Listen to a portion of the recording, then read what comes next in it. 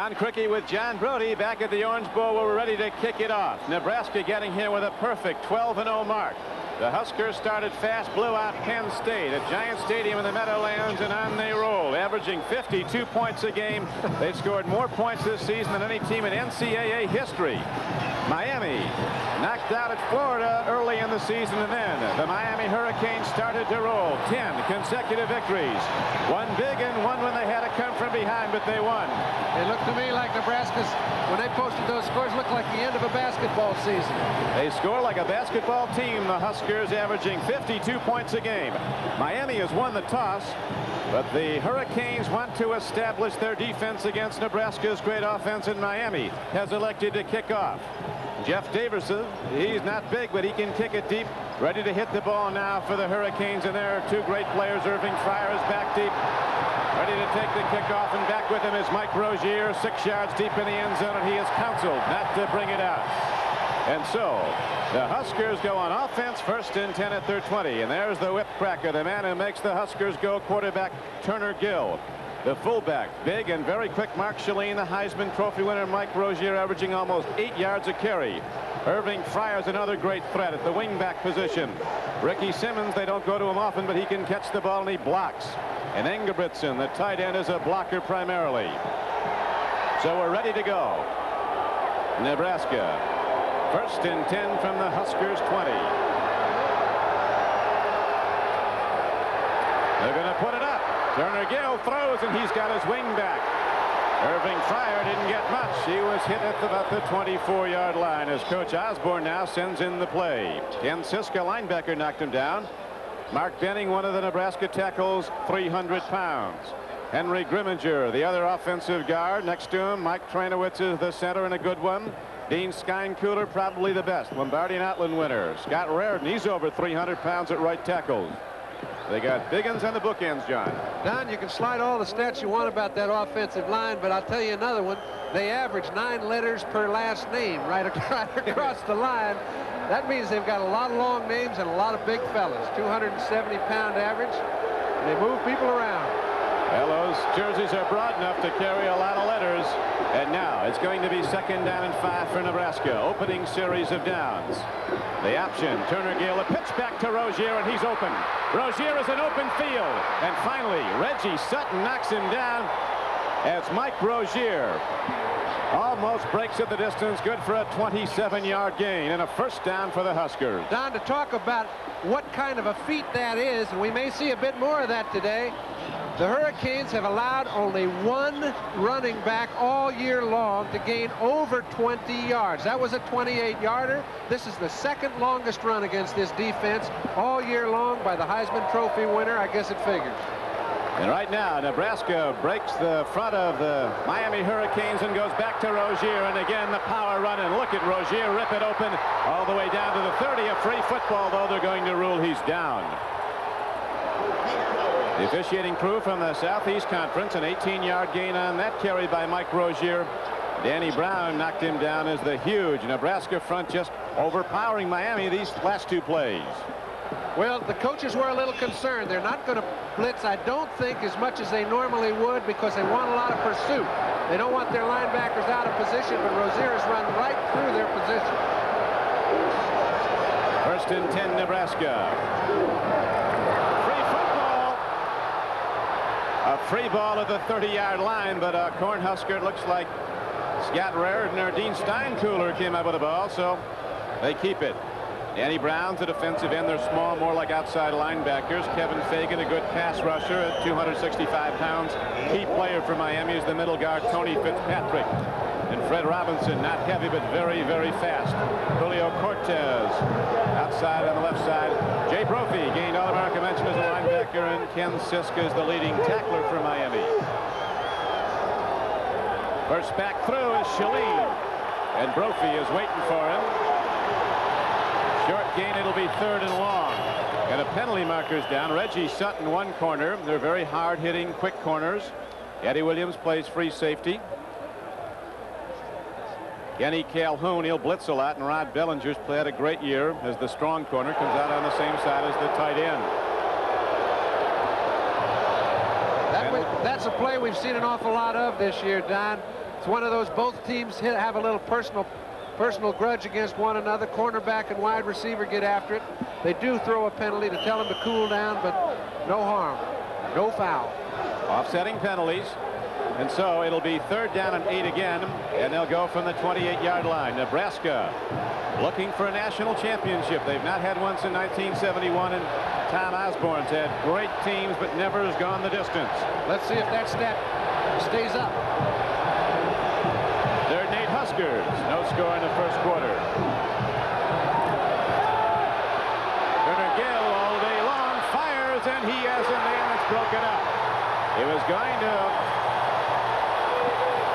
one of his wideouts, Scott Kimball, but Rod Dellinger was there to break it up. So now an interesting dilemma for Osborne and the Nebraska Cornhuskers. 4th down and 8 coming up. They've only tried 4 field goals all year. And the punter doesn't play in a lot of games. That's the area where you can see the packed Orange Bowl. This is the area where they take 4 downs to get there first. This is an exception. They feel they have a kicker can kick it 44 yards. Scott Livingston's the man who will try it. The 45-yard attempt.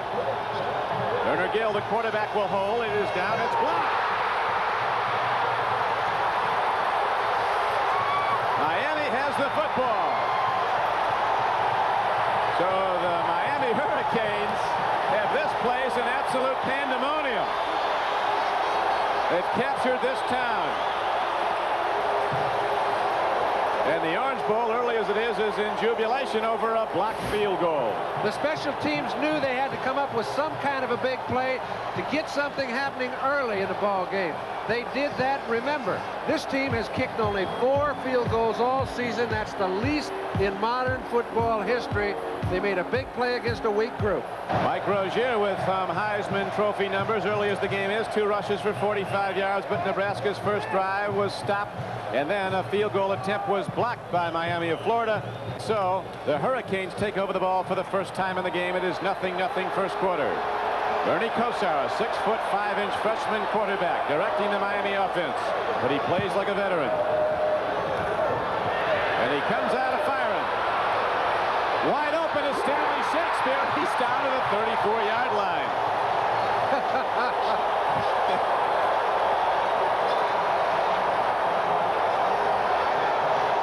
When you take a look, when you're talking about Bernie Kosar, you're talking about a fellow that's quite rare indeed. Now he's got his man down the field. He's in a perfect position. Got to throw it over the top of 2 linebackers. Throws it to Stanley Shakespeare. Picks up a first down. The first play of the evening's a big one. Real big one. The Miami Hurricanes come out of firing, and now they have the ball inside the 35-yard line of Nebraska. 1st and 10. Taking back throw is Keith Griffin. Archie's little brother takes it inside the 25-yard line, and he has a first down for Miami. The Miami Hurricanes, the underdog by 2 touchdowns, driving on their first possession. Now have it 1st and 10, 23-yard line of Nebraska. Kosar with a quick drop. Guns the ball. Shakespeare's open. He's down to the 2-yard line. Kosar fire and strikes. 22 yards and a 1st and goal. Don, he fired a strike to it. This is an alternate receiver. He's trying to go to the right side, the short side. He's got 3 receivers open on that side. Finally, he finds Stanley Shakespeare in a one-on-one situation with Neil Harris. Throws it right in between the 2 defenders, down to the 1.5-yard line. I've heard how fine this man throws the ball. He's shown it early. He has really shown it early, and now they're down at the 2-yard line. 1st and goal, Miami. Looking for the first points of the game. Bentley runs, and he didn't get there. The big front line of Nebraska, led by middle guard Mike Tranmer, number 64, threw him back. Osborne knew that Miami'd come out throwing, and they came out throwing strikes. Kosar with 2 big hits to Stanley Shakespeare. It's 2nd and goal. And it's good logic. You don't go up there and try and establish that you can't do something against a team like Nebraska. They know where their ace of spades is. It's in number 20. Let him get after it. He's had 6 weeks to prepare for this team, and he started fast.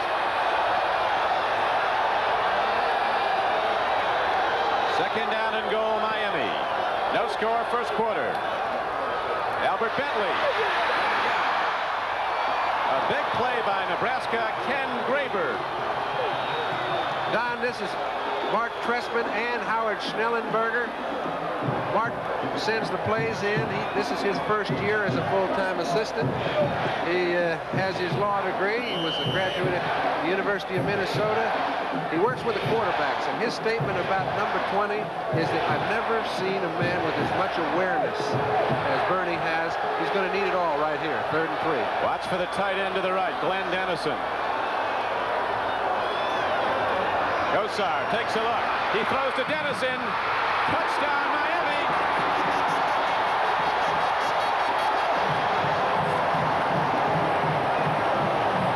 Glenn Dennison was indeed the man as he makes his 55th reception of this season. And Coach Schnellenberger and the Hurricanes have something to celebrate early in this game. But you don't see Howard doing any celebrating. He knows it's a long 3-hour struggle. He's been in a lot of big games before. Don't let people think, fool you and get you the feeling that this is his first big game. He coached with Bear Bryant. He coached with Don Shula in a lot of championship games. He's been there before. This is the first time he's had the controls, however. And right now, the place kicker comes out, Jeff Davis. Ready to try the point after. Glenn Dennison, who caught the touchdown pass. A new dad. Wife gave birth to a little boy last week. And right now, we're going to have a pause. Timeout on the field. 9 minutes and 18 seconds to play first quarter, and here's the touchdown throw again. All right, you see Dennison. He's a 225-pound, 6'4" tight end that the people think can play professional football. Now, Kosar has helped him a lot throughout the year, but he's supposed to have very nifty feet, real strong hands. When you get down in a situation like this, Kosar had a very small area in which to put the ball, but he did so. Glenn Dennison, he graded up, trained up, John, from 212 pounds at the last game, November 12th, to 230 came in tonight. Teammates told him he was eating for 2 instead of his wife. Yeah, but he didn't lose much speed, and that's why the coaches felt it was all right. And here's the extra point by Jeff Davis. It's good.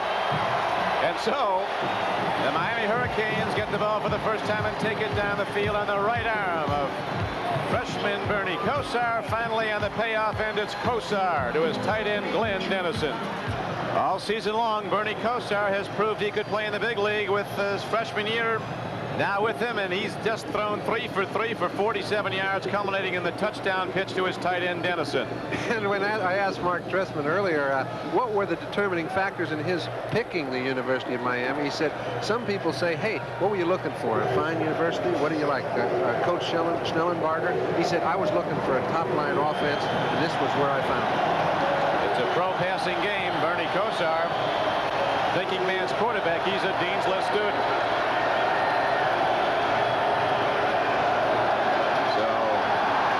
Jeff Davis kicks it off a second time, and again he pumps it into the end zone, but here comes Rozier. What a great player, and Rozier comes from a yard deep out to the 31-yard line. And the Huskers take over for a second time, but down on the scoreboard 7-0 to Miami with 9:09 to play in the first quarter. Turner Gill, the senior quarterback from Fort Worth, Texas. He's a great comeback story. 2 years ago at the Orange Bowl, he was on the sidelines with a brace on his right foot. The doctors told him there was a strong possibility he'd not walk properly again because of nerve damage. The operation, though, was a success, and they say the rest is history. Turner Gill's come back to be one of the great quarterbacks in the history of the Big Eight. And I think Tom Osborne said it best as they attend to an injured Husker. He said, you know, for what we do, I think Turner Gill may be the best quarterback in this country, and his stats indicate that. I know they've got a good group, but he's the one that really coordinates it all. He's thrown 13 touchdowns, only 4 interceptions. A quarterback with a football team that scores 84 touchdowns only throws 4 interceptions. That's all right. The Orange Bowl, luminescent on this golden anniversary night of the Orange Bowl game. The Goodyear Blimp Enterprise from Pompano Beach, Florida, high above the Orange Bowl in Miami. Both the pilot of the blimp, Don Plaskonik, and his technical coordinator, Mickey Whitman, attended the University of Miami and played for the Hurricanes in the 60s. Right now, the Hurricanes on defense, the Huskers on offense, 1st and 10. Pitch back, Rozier.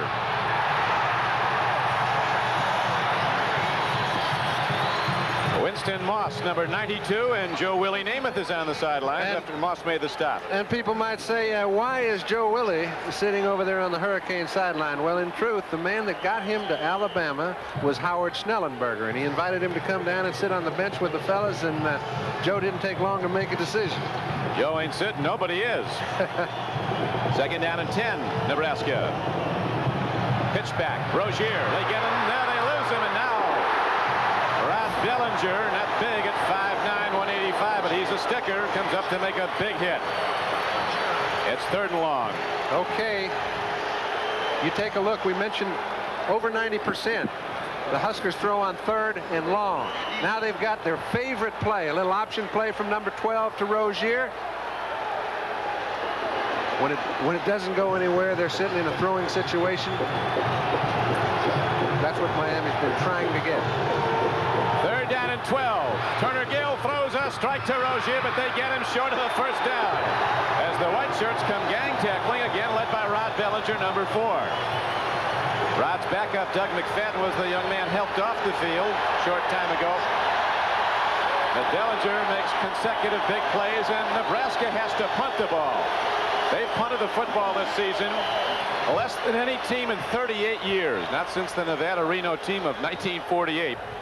Has any team punted as few times as has Nebraska, 36 times in 12 games. 48. That was Marion Motley up there, wasn't it? A high punt downfield. Livingston hitting the ball, and it's going to roll out. 33-yard punt by Scott Livingston. He wanted more. And out comes Kosar and the Hurricane offense for a 2nd time. They went the distance the first time they had the ball, and Miami leads the game 7-0. A look at the Miami offense. Bernie Kosar, the freshman quarterback.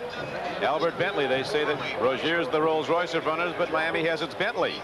Keith Griffin, Archie's little brother, with that big run. Shakespeare with the 2 big receptions in that first touchdown drive. Eddie Brown is the deep threat, though. He's the guy to watch, number 40. And Dennison, who caught the touchdown ball. I think he must have been the guy they've been watching.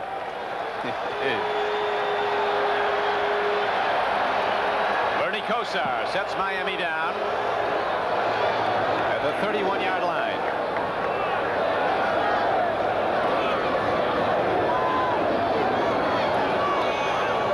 To the run to Albert Bentley. And he's hit and hard at about the 32-yard line. Ken Graber, the middle guard, again making the stop for Nebraska. Coach Osborne in his 11th year as the head man. They say you can't follow the great ones. He did. Bob Devaney had 11 straight winning seasons and back-to-back national championships. When he retired, in came Osborne with great teams year after year. He's not yet gone the distance. This could be his year. Right now, Miami with the ball leads 7-0. Kosar's hit all 3 of his throws so far for 47 yards and a touchdown.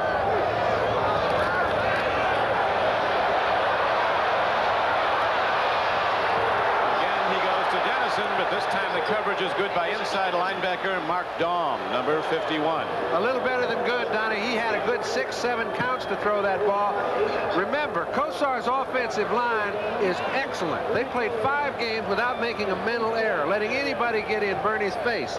Now that gives him enough time. He's got plenty of confidence. He'll throw a lot of patterns where he has Dennison go down the field, cut back. Excellent coverage by Daum. Michigan, an upset leader right now over Auburn University, the 3rd-ranked team in the country, once beaten Auburn at the Sugar Bowl in New Orleans. The offensive front of Miami is not big. Bertolucci's a freshman at left tackle. Juan Comandiero, Cuban-born, is the left guard. The center from Canada, Ian Sinclair, and he's good. The right guard has been a terrific player all season long, Alvin Ward from Chicago, and the right tackle is Dave Heffernan. 3rd down and 9 for Kosar and the Miami Hurricanes.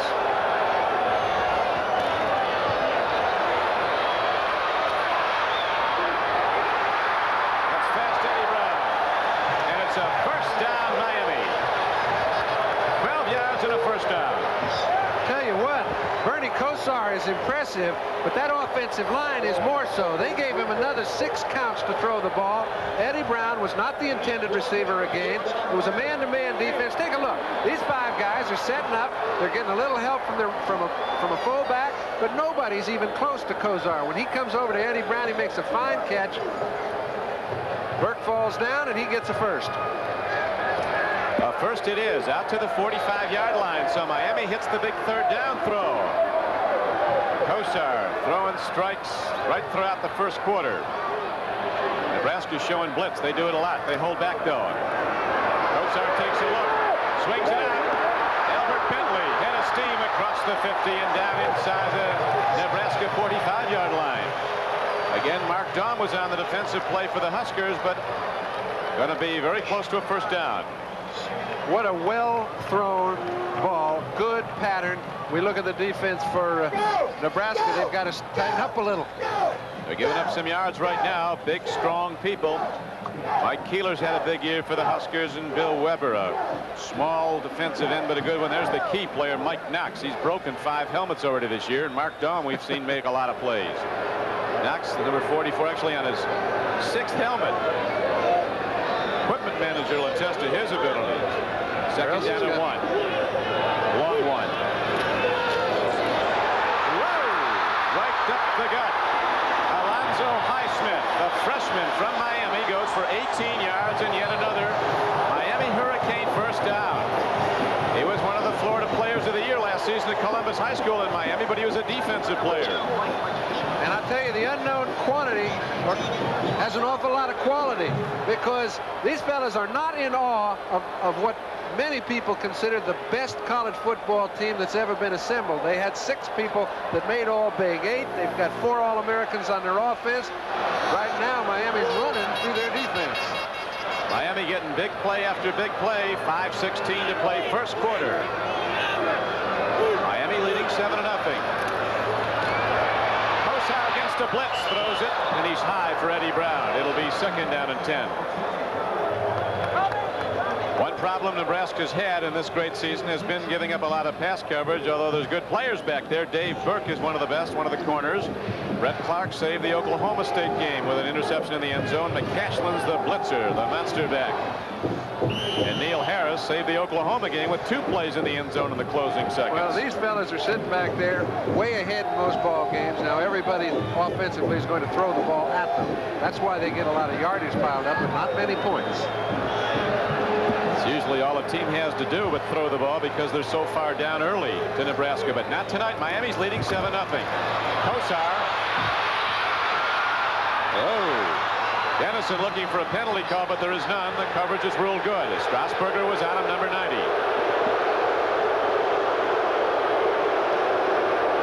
12,000 fans rolled on in from Nebraska. They're about 5,000 short in tickets, though. They needed it. 17,000 wanted to come. You mentioned that Strasburg was on him. He was also on him for a very long time. Now, he's very lucky that he got away without a personal roughness penalty. We see Dennison, the tight end. We saw him catch a touchdown. He's trying to beat the 2 linebackers. They've got all the 5 short zones covered. Kozar can't find him. And now Kozar has 3rd and 10 against a blitz. They pick it up nicely. He throws, but he's high for Dennison. And again, the Miami fans want a penalty call. Kozar is excellent against the blitz, even though he's a freshman. They work on the blitz every day in practice. Here it is. Knox is coming, 44, and Ward picks him up and runs him off the play. Alvin Ward with the big pass block. When you see Knox coming, it means they have to find some way, as we mentioned earlier, to get to Kozar. You give a quarterback of his ability that much time to throw, and there's nothing he has to do but pick people up. And now it is a 45-yard field goal attempt by Jeff Davis. He's hit only 1 of 10 outside the 40, even though he's a long kicker. This one's on the way, and this one is right on time. So Miami doing it all right. Coach Schnellenberger trots the sidelines again, as he always does after a score. 4:51 to play in the first quarter, and Miami has opened up a 10-0 lead. A long way to go, but the biggest upset of the year could be brewing in the Orange Bowl. The first Orange Bowl 50 years ago was the vision of Miami Recreation Director Ernie Seiler. He had to purchase temporary bleachers for the 5,000 fans who came to see Bucknell defeat the University of Miami 26-0. And now 50 years later, here we are on the golden anniversary night with the underdog Miami Hurricanes leading top-ranked and unbeaten Nebraska 10-0 with 4:51 to play in the first quarter. Don Criqui with John Brody on a big night in Miami, Florida. The Hurricanes ready to kick it off for a third time in the first quarter. Davis hits a line drive. Here comes Irving Fryer. And he is struck down hard at about the 29-yard line. A 19-yard return by Irving Fryer, and out comes Turner Gill in the Nebraska offense. Interesting, John. Rozier had a 27-yard run his first carry, and there's the numbers. 18, and then they shut him down his last 2 tries. We will hear from him. We'll hear from him, but they don't seem too concerned.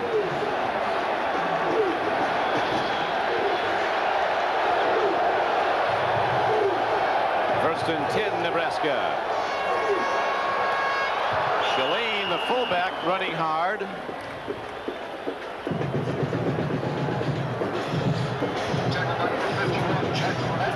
Mark Shalene takes it straight ahead from the 20 out to about the 26-yard line. Gain of 6. Tony Fitzpatrick, number 62, the nose tackle on Trainowitz. Now look at this. It's necessary for him to make penetration in the middle of the line, for the linebackers to be able to fill the holes, and the whole defense to operate. That time he got blown off. Rozier breaks open, and Mike Rozier is ahead for a Nebraska first down. Rozier with that 41 pitch goes ahead for 12 yards. They say he's got a great throttle down move. He'll wait for his blocks, fast as he is. Once those big linemen commit, Rozier makes his decision and goes. That time a 12-yard gain. Nebraska gets a first down out to its 47-yard line. 4:03 to play first quarter, and the clock runs. Miami 10, Nebraska nothing. Hits back Rozier.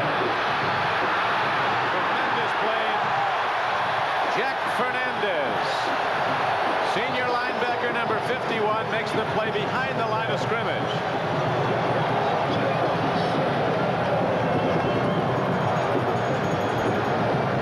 It's necessary to string this play out. They keep all their people in good position so that when he does cut back, they've got some people to pick it up. This time he never gets his play started. Jack Fernandez, a reserve linebacker who is playing quite a bit of late, makes a fine play. Now Turner Gill stops on 2nd 11. He throws a strike, and the ball is caught downfield. Monty Engelbretson, the tight end, takes it inside the 40-yard line. A gain of 15 yards, and Nebraska has a first down. They don't throw to Monty often, as you see. He says, when they do, I appreciate it. Well, I'll tell you, one day they did throw it to him 3 times when they played Penn State on national television in the opening game. So in the rest 11, he only caught 4 balls. He's primarily a blocker and a fine one, but can't catch it. He's from Hastings, Nebraska, hometown of his coach, Tom Osborne. Now the Huskers starting to move and trailing 10-0. The give is to the first back through, Shalene, the fullback. Big at 225 and very fast at 4.5 speed for the 40. He's ahead for 3. Don, we talked about Tony Fitzpatrick, how important it is for him to get penetration. This time he throws Trainowitz away. When he does so, he gets some contact on the ball carrier before he gets to the line. And look at number 54, Jay Brophy, sitting right there at the line of scrimmage to pick up the runner. Now it's 2nd down and 8, Nebraska. Swing pass, Rozier. And a tremendous play by freshman Reggie Sutton. Rod Bellinger, number 4, came up, makes the hit. And that's the 3rd big hit by Bellinger at the line of scrimmage. That'll bring up 3rd down now. They're going to spot the ball actually at about the 41-yard line. Well, I've been told that Bellinger was an excellent hitter, but I didn't know he reacted as fast as he has. He's handled Rozier on 2 plays of that type, keeping him from making any yards at all. That's the way to play. Tough down now for the Huskers, 3rd and 11. Turner Gill on the rollout. He's got the strong arm, and he lets it rip. It's intercepted. Jack Fernandez. Kevin Fagan put the rush on number 95, and Jack Fernandez, a 211-pound linebacker, comes down with an interception, and Miami has the ball again. Don't have to weigh much, Don, to get in the way of balls like he just did. Excellent reaction. Again, it's a 3rd down and 9. How many times have the Hurricanes put the Huskers in this position? When they do, they've pretty well rest assured they're going to throw. They've got their linebackers in a deep zone coverage. Fernandez comes down with the intercept.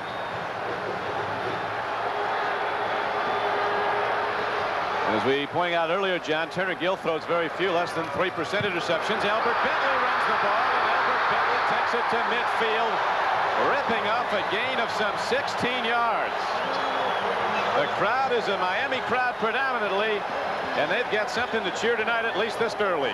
Well, the important thing is that they knew that Miami had to get off to a fast start, and they did that with defensive outstanding plays. They stopped them. They made them throw the ball on 3rd down and longer than 6 yards to go. That is not what Nebraska likes to do, and when they did get it, they knew what to do with it. So now yet another first down for Miami, just short of midfield. Bernie Kosar with a deep drop. Eddie Brown, he might go the distance. Look at that move, and Eddie Brown's hitting in. Touchdown Miami, but there's a penalty marker down. And he also did not get in, I do not believe. I think he was stopped about the 1-yard line. He stepped out of bounds, but I don't know if they saw that. It's coming back. But it's coming all the way back. A part of the way back.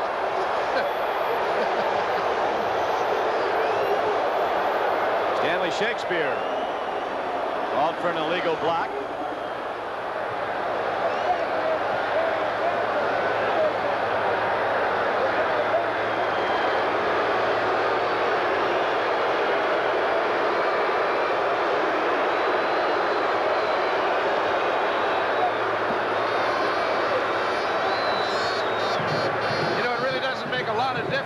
As to whether it's going to the 1-yard line or the 20, as far as the excellence of the play is concerned. This ball is well thrown. I tell you, Kosar at 6 foot and over 4 inches tall, stands up, gets good vision, but hangs in there, takes his time, has as much poise as any quarterback I've seen in college, and he is only a freshman. Even with the penalty, it was good for another Miami first down. On the 32, pitch back. He's inside the 20, down to the 19-yard line. A remarkable showing early in this game. The Miami Hurricanes, who waited for this chance, a rebuilding program the last 5 years, and they've played inspirational football since the opening kickoff. They've scored on their 2 earlier possessions. They wanted to kick off, and they did, to show they could stop Nebraska. Huskers drove and had a field goal blocked, and Miami and Kosar took over, driving down and going in for a touchdown and a throw. Kosar to tight end Dennison. Last possession, a 45-yard field goal. And now Miami has it 2nd and short. And Kosar's looking. He's got a man open. Chris Hemp.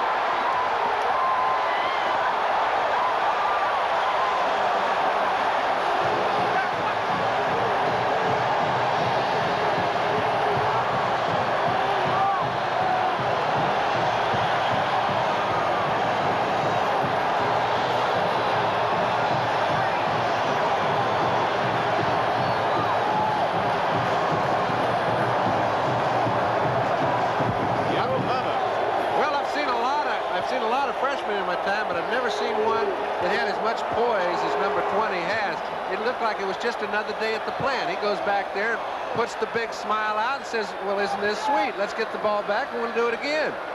He's hit 2 now to his tight end, Glenn Dennison, in the end zone.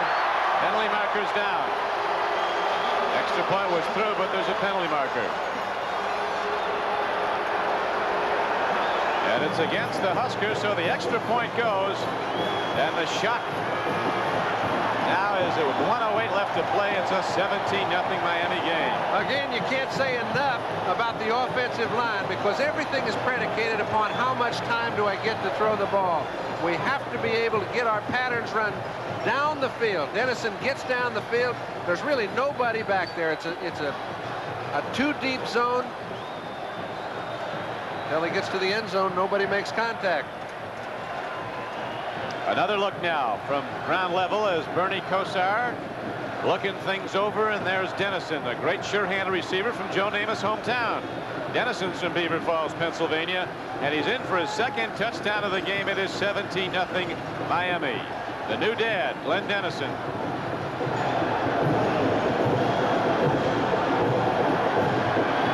receptions, twice in the end zone.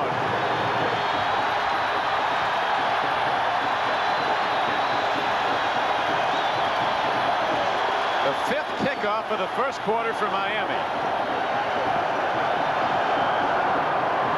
It's a rocket. Rozier 5 yards deep. And the Huskers will get it on touchback at their 20. The Cornhuskers are stunned, John. Well, they've been stunned because I think it's been good defense by the Canes. They've stopped them and put them in that 3rd down and 8 situation. Now, sure, Rozier's made 27 yards, 18 yards on occasions, but if he doesn't make the 6 and 7 yards consistently, they can shut him down, put him into third down situations, and make him punt. Well, let's see. It's 1st and 10, Nebraska. Pitch back, Rozier. And Miami's small, quick linemen again shed the blocks of those huge frontliners for the Nebraska Cornhuskers. Jay Brophy shooting the gap and making the stop. He's loving it. He got a little help that time, too, from old number 62. Fitzpatrick has been amazing. He's been out of action for 8 weeks. They did not know what to expect tonight. He said it won't be anything special, but it'll be the best I can do. And that's been pretty special. It has been real good so far. The Miami defense has been the key to them getting the Cornhuskers stopped and getting the ball, and now an end around to Irving Fryer. He doesn't go anywhere, and he averages 14 yards a run through the season. Julio Cortez, one of those small ends at 205 pounds, stayed home and knocked him down. You must remember, though, when it's Nebraska, they can start to score like a basketball team. Against Colorado, they were in a tight game. As one Colorado player said, it was like a bomb hit in the 3rd quarter. Nebraska scored 48 points in the 3rd quarter. That's right, and Miami knows it. They know they better get all they can while it's going their way. They've got 3 quarters to play. They will not try and hold on. Don't worry about that. They know it's throw as much as you can at the wall and hope most of it sticks. Back at the Orange Bowl in Miami, Don Criqui with John Brody. It has been a most unbelievable first quarter of play. The underdog Miami Hurricanes rolling up a 17-0 lead. They call this the most important game, John, in the history of the Miami University football team, and it could be the biggest upset in many years of college football. I don't think there's any doubt that the University of Miami is not only excited, but college football is on a par with pro right now.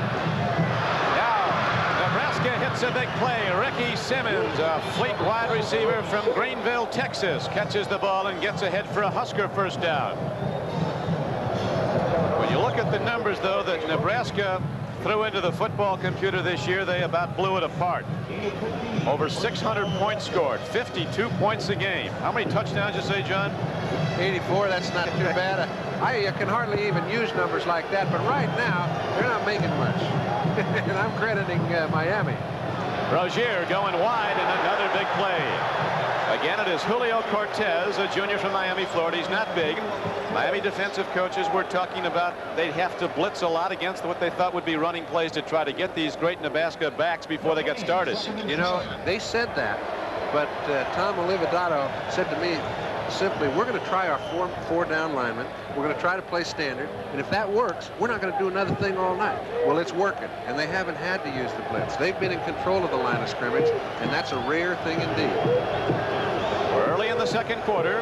Underdog Miami leading top-ranked and unbeaten Nebraska 17-0. Swing pass. Irving Fryer, he gets popped. Again, it's Bellinger. He's got the Nebraska playbook, this Rod Bellinger. Boy, it's a tough thing to do, you know. We just got word that one of their outstanding linebackers, Ken Sisk, got a knee injury. That's why we saw Jack Fernandez in there in the last series of plays defensively, and he's done for the day. You know what those knees are like. I would like to mention that Nebraska has 3 of the top, considered the top 4 players in next year's draft. Fryer, Rozier, and Steinkuhler, okay? And these fellas are handling it.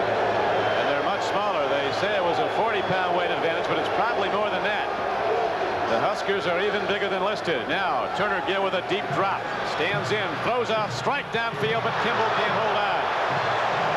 Scott Kimball, a very quick wide receiver, goes high up in the air. Irving Fryer also downfield. Was off the hands of Kimball. Doug Doug McFadden, a young freshman cornerback who was hurt earlier. Iced down ankle, so he'll probably not return, but pretty happy guys they all are right now.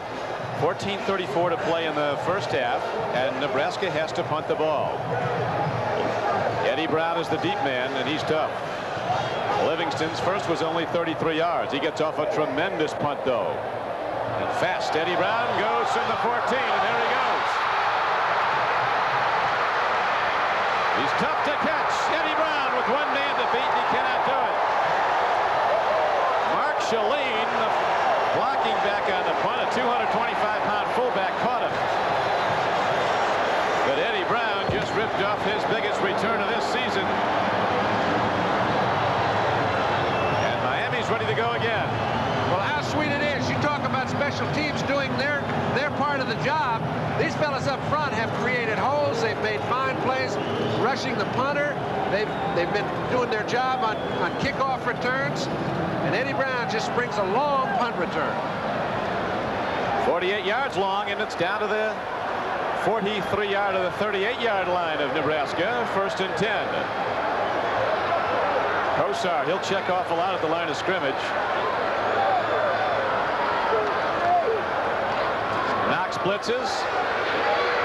Swing pass out there, and Rob Stuckey had a play on the ball. So it'll be 2nd down and 10 for Miami with 14:08 to play in the first half. Mike Knox, number 44, the man we talked about as an outstanding inside linebacker. He's been instructed to get after the quarterback. We saw him try to do it with 4 down linemen. That didn't work. They're now sending 5 and 6. Kosar sees the play is no good. He throws the ball over the intended receiver, and they go back to the huddle. 2nd and 10. Most young quarterbacks can't do that. Guy looks like he can do about anything asked of him. Has all season. Bernie Kosar dropping again. 2nd and 10. This time it's intercepted. The monster back, Mike McCashlin, intercepts the ball for Nebraska.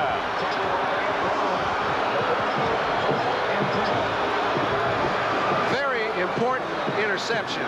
The reason being, the Canes were on a roll. They know if they can get to 24, that's an awful long way to come back.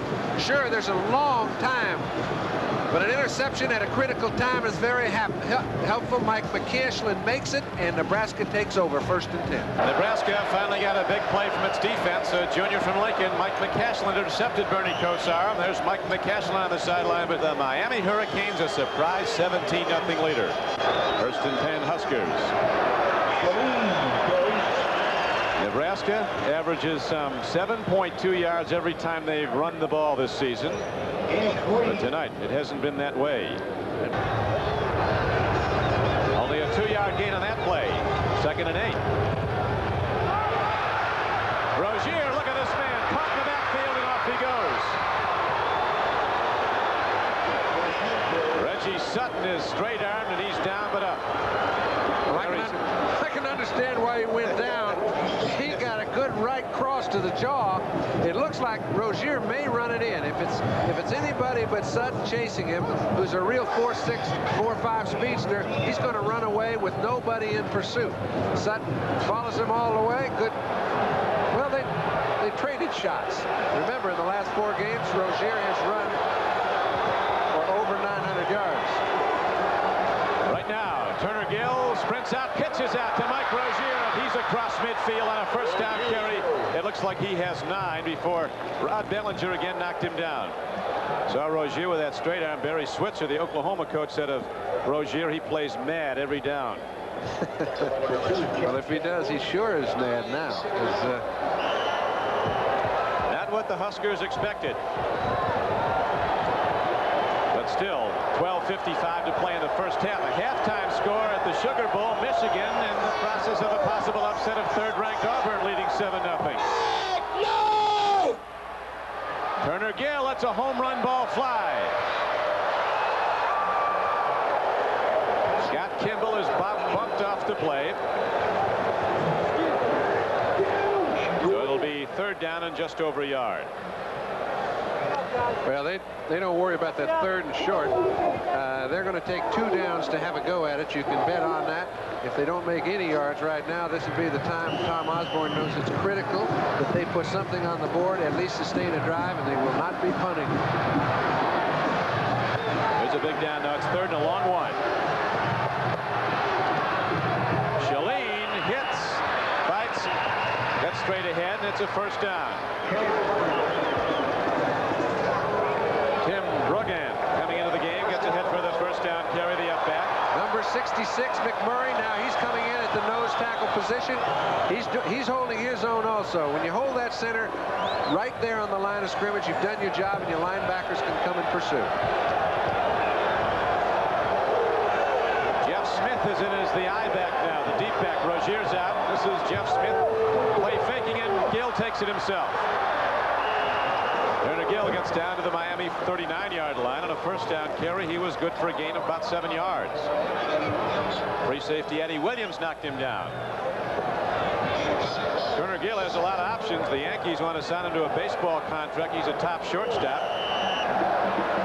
I think he'll go ahead and play professional football if somebody's smart enough to use him as a quarterback. You remember Wally Moon at Washington University about 6 years ago? Well, now he's coming back as Canada's best. And about $1 million per. You got it. Pitch back, running high with the ball is Rozier, and he's ahead for a Nebraska 1st down to the 35-yard line. The Cornhusker fans rolled on in, many of them early. It was a little rough out in Nebraska, as it has been throughout the Midwest. Rozier's run the ball now 11 times for 80 yards. 2 big gainers in his first 2 carries of the night. Been quiet lately.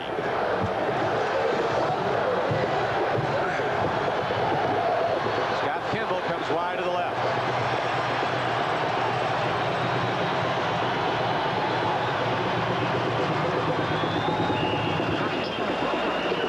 Tim Brungard again carries the ball. The fullback, the up back, taking it down to the 31-yard line. It's going to be 2nd down about 6. Don, you hate to overdo one position, but number 62, Tony Fitzpatrick, stands the center up. That allows Jay Brophy, number 54, to find the hole. He hits the running back right at the point of attack. But even with good running, he picks up 4. You pointed out, John, though, Ken Sisk, Miami's leading tackler, went out with a knee injury. Right now, it's 2nd down and 5. Pitch back. Rozier using his blocks and that great instinctive cutback move. He's down to the 25-yard line. Looks like he might have a Husker 1st down. Kenny Calhoun, the rover back from Miami, hit him, along with Danny Brown, the right end. Coach Osborne, in good times and bad, never changes his demeanor, a lot like Coach Landry. No, but it's working inside. I asked him about, hey, you know, has anybody ever had a better offense than you fellas have in collegiate football? And he says, you know, I don't know. He said points maybe, of course, all the statistics. He said, but you know, by game time, I've figured out 48 ways it's impossible for us to win. Well, he's got to do some figuring out to get back in this, but the Huskers are starting to move now with power football. And right now, with 10:32 to play in the 1st half, Miami wants to check things out. They've got a shaken up player. Eddie Williams, their free safety, is holding a wrist. So with 10:32 to go in the 1st half of this golden anniversary of the Orange Bowl, the shocking early number stands. Miami 17, Nebraska nothing. When Clemson arrived in Miami for the 1982 Orange Bowl to face Nebraska, Clemson was ranked number 1, but picked as an underdog. Sparked by quarterback Homer Jordan's 13-yard touchdown pass to Perry Tuttle in the 3rd quarter, Clemson won the game and the national championship. And Howard Schnellenberger and his Miami Hurricanes, an underdog in this 1984 Orange Bowl game. Right now, trying to stave off the Huskers. Miami leading 17-0. 2nd quarter. Irving Fryer.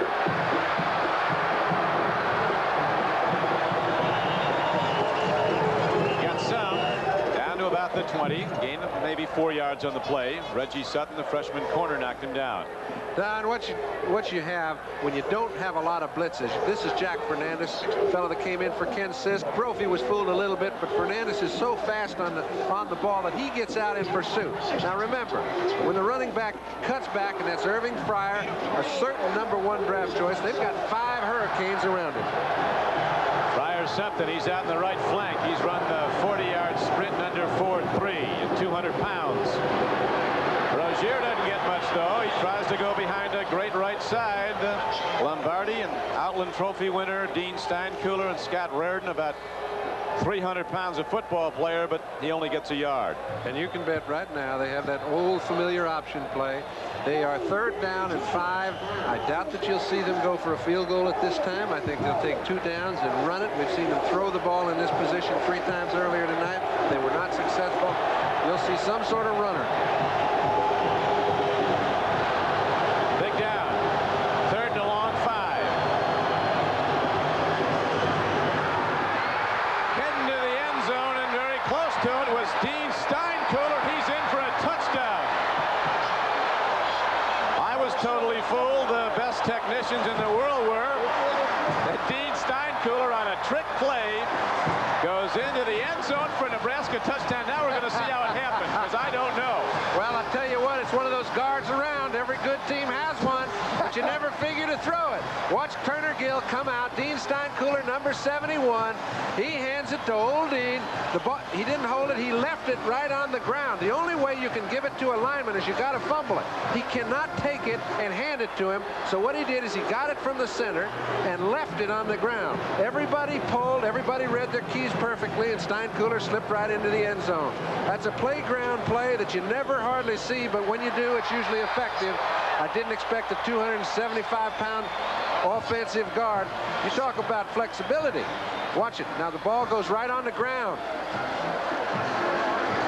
Right on the ground. Steinkuhler picks it up. He just left it there. You can't tell me that that's not a planned play, but he has to fumble it. He can't pick it up and leave it there. They've even got a name for it, John. The Nebraska people say it's the fumblerooski, and it worked. Nebraska's on the board. All right, if there's any doubt in anybody's mind about whether it's intentional or not, Turner Gill wasn't going to turn around and run away from a fumble that wasn't intentional, okay? Steinkuhler picked it up on the dead run and ran it in. Last time it was done was 1980. Who did it? The Huskers did it against Oklahoma. Chuck Poole, our man from Nebraska's come into the booth to tell us it is the fumblerooski we've seen, old Brogues. You said every team has one, right? But they don't have one of those. No, not. And here's a guy almost 280 that runs the 40 and under 4.7. A Haas from Bern, Nebraska. 120 people in Bern. That's a 120-man fan club they got in Bern, ladies. Dean Steinkuhler. 17-7. And now Nebraska kicks it off, and here comes Keith Griffin, and the Huskers, fired up by the fumblerooski, come down and cover the kickoff at the 15-yard line. Only a 9-yard return. All right, this is a very critical drive for the Canes, because Kosar last time had one intercepted. They mentioned coming into this ball game, we're going to fire it around the infield. Last time it stuck in the red jerseys. I doubt that you're going to see them try to run and control it, but it might be a good idea if they got the crowd settled down and themselves a little. Throw the safe stuff. Bernie Kosar setting his team down, 1st and 10 at the 16-yard line of Miami. High back is Keith Griffin. Markers down all over as big Mike Keeler came blusting through and got a hold of Kosar. And you know what happened? It's a too much timer, I believe. Maybe it's not, but I think it's too much time. And if it is, what happened is Nebraska shifted their defense late. Kosar has been effective in changing the play at the line of scrimmage to the proper call. That time they shifted late, fooled him, and he let the time run out.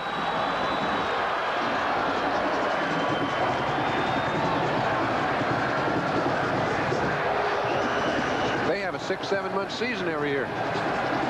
Yeah, they go to bowl games every year, year after year, decades in a row. They've gone to bowl games.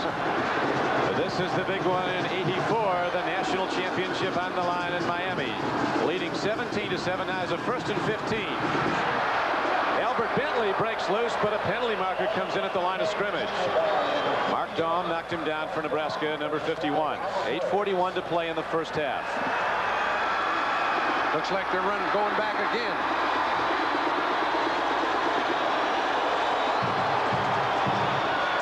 Run called back. Fumblerooski fumblerooski might have done some long-range damage. Miami's taking the momentum away. What it does, it starts with an interception generally or something. They had so many good things going for them. That was a great interception, by the way. It wasn't just another one. It can turn the tide. At least old Mo do change. Oh, he does change, and the holding call sets the ball back just outside the Miami 5-yard line. Miami misfiring now. Last 3 plays, penalty, and the one before that, you remember, was the Kosar interception.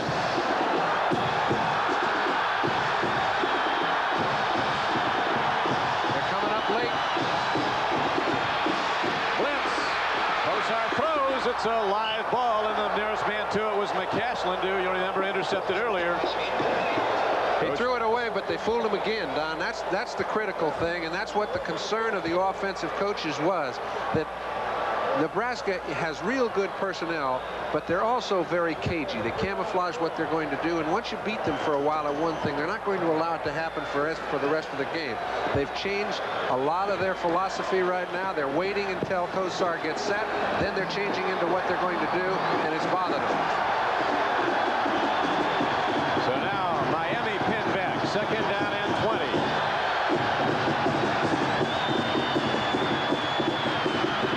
A strike to Dennison, and a first down for the Hurricanes.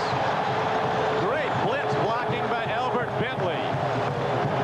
He just flattened a Nebraska linebacker, and a 20-yard resultant pass. Well, he's an excellent blocker, but this man is excellent getting out of the problem.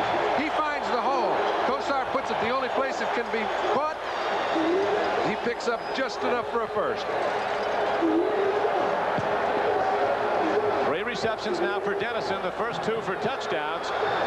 That was just as important. Yes, sir. Got Miami out of the hole. 1st and 10 Hurricanes.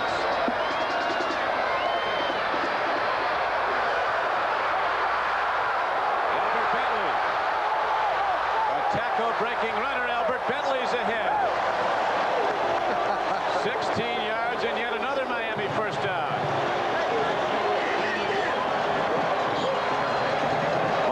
Tried to stay with him, the big Nebraska linebacker, but could not. Well, it's kind of hard to stay with a man number 16 when he sees Kosar looking to break free. He throws it off to Bentley. It's a loop-off pass. It looks like he's been taking lessons from Plunkett. That's called a bad ball drill. He's 6'5". Whenever they get a hold of you, just throw it any way you like. And Albert Bentley was there to receive it, and it's another Miami first down. So they're out of the hole and out to their 41.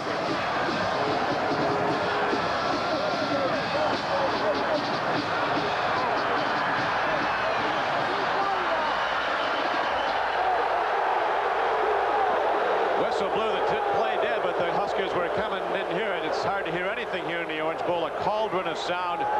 75,000 here, and they've been rocking since the outset of this game. The call will be against the Miami Hurricanes. Turner Gill waiting for his chance again.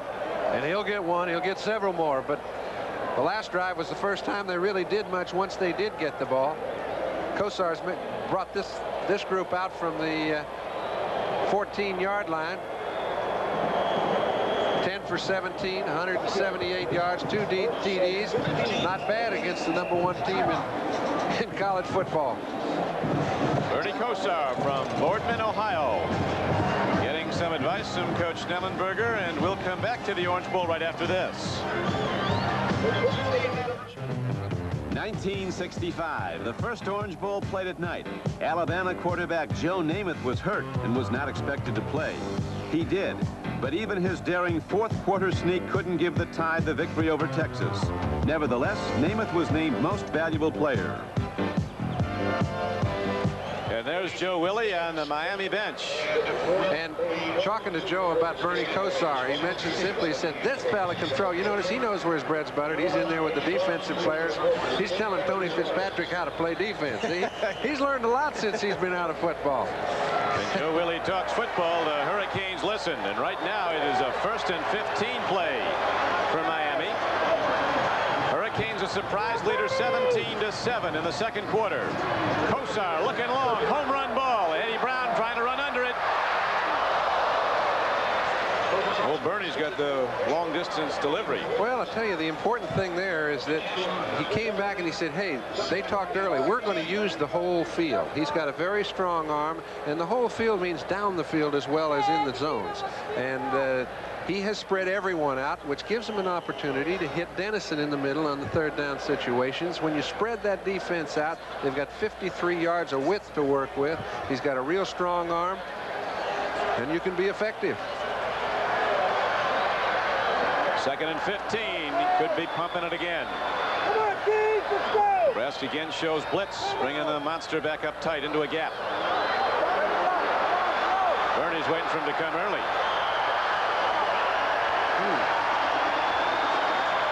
He's waiting quite a while. Fellows have to get on the same page here with 6:58 to play in the first half. I think you can look for them to now get up, call the play on the first sound. Okay, they'll have a pre-planned play, but don't wait. Don't let them shift. They're getting the best of us when we do that. Not too bad for a team that's down by 10. He's had 100 yards or more in his last 11 games. As Mike Rozier, the Heisman Trophy winner. Right now, the Nebraska offense waiting for a crack at it again, trailing 17-7 to Miami. Coming in as almost a 2-touchdown underdog. Kosar ready to let her rip. 2nd down and 20. Boy, they pick up the blitz well. He throws. It's low for Albert Bentley, and the Nebraska defense comes up with a big play. Mark Daum's been all over the field. 51.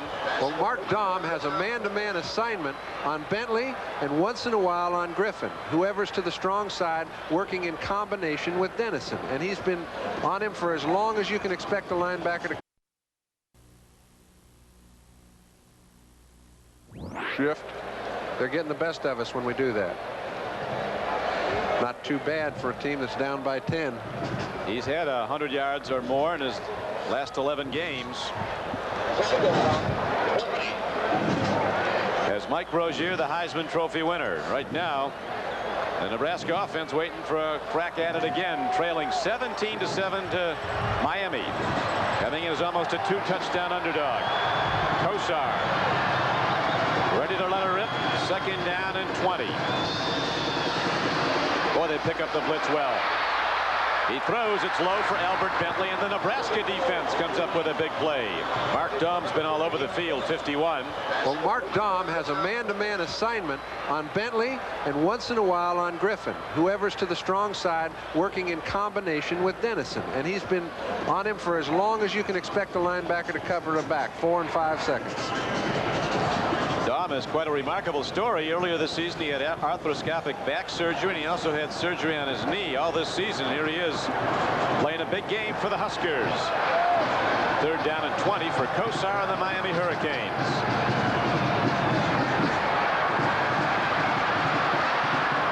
Fast Eddie Brown goes up and doesn't come down with a great defensive play by Brett Clark. Boy, you know, that's also a nice play by Eddie Brown, Don, because he went in that middle blind. He knew that that ball was going to be a collision. Brett Clark, who's playing free safety back there. Let's take a look at it on the wide. Now, they're trying to get back to Kosar by rushing 5 people. They were ineffective with 3, and they didn't get there with 5. Kosar throws it down the field. Clark's playing the ball all the way. That is a collision. Number 40, Eddie Brown, and number 10, Brett Clark. Great second look, as right now, Miami has to punt the ball, and Rick Tootin kicks it downfield and kicks it far. And here comes Irving Fryer. And Irving Fryer gets it out to the 36-yard line. 41-yard punt and an 8-yard return. They asked Irving Fryer the difference between Lincoln, Nebraska, and Miami this time of year. Irving says, at least in Miami, you can start your car.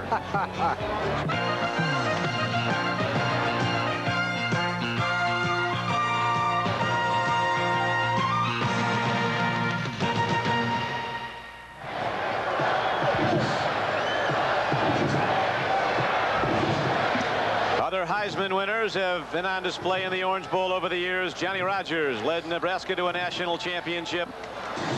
Right now, Johnny Rodgers out in San Diego, California. He was an Irving Fryer player. John Lujak, Heisman Trophy winner, never played in the Orange Bowl, but had some great years at Notre Dame, and now automobile dealer in Davenport, Iowa. And Mike Rozier, the 1983 Heisman Trophy winner.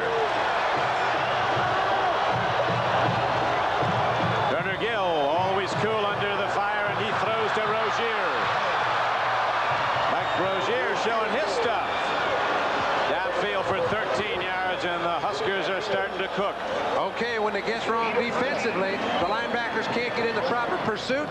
You find Rozier in a one-on-one situation with Turner Gill. You've got to stop, make him pitch the ball quick. Now he gets on the cornerback fast, turns it inside. They finally get him, but not before he gets about 10. And he's over 100 now, John. He has 103 yards for the night on 14 carries. Straight ahead, running the ball. Across the 50-yard line, Nebraska moves into the Miami end of the field on Mike Rozier's run. Take a look at it. This is what a running back in the I formation sees. Now, he's got a lot of his own people crossing in front of him, trying to get trap blocks. He cuts off a trap block that wasn't very effective. Fernandez stopped the play for all intents and purposes. Number 51 held him to 3.5. Special NBC remote camera affixed to the upright in the end zone goalpost. First time ever. It'll give you some interesting looks as the game wears on. And right now, Mike Rozier takes a look at a Miami defense that stuffs him on a 2nd and 6 play for no gain. Tony Fitzpatrick knocked him down. There's the camera. I don't know what happens to that expensive camera if one of those field goal or extra points hits it. It counts if we hit it, I think. Yeah, but the camera might be out. Well, that's all right. The point's good. That's the camera showing you can go up and down and all around. Small, interesting angles right over the field of play. 3rd down and 6, Nebraska. Great throw by Turner Gill to Irving Fryer. And Fryer gets the ball down to the 25-yard line. One coach said when Irving Fryer lines up, it's like pointing a loaded gun at a defense. He can do it all. Catch it, run it. That's for 25 yards. Yeah, I tell you, he can especially do it all when they don't have anybody in the zone to cover him. He's standing back there running a delay pattern. Now, there's one man you don't want loose in your secondary. That's number 27. There isn't anybody within 5 yards or 10 yards when he catches the ball. Gill had enough time to wait for him. They pick up a big first down and keep their drive alive. Real big first down. 3rd down play, and it's now first down Huskers. They trail 17-7. Turner Gill stands in, throws to the end zone. Todd Frame dives at the ball but can't get there. Backup tight end from Trainer, Iowa, who's caught some touchdown balls, very fast for a tight end. Well, Todd Frame made a commitment a little early. It's a very tough ball to catch. A ball that's coming right over your head.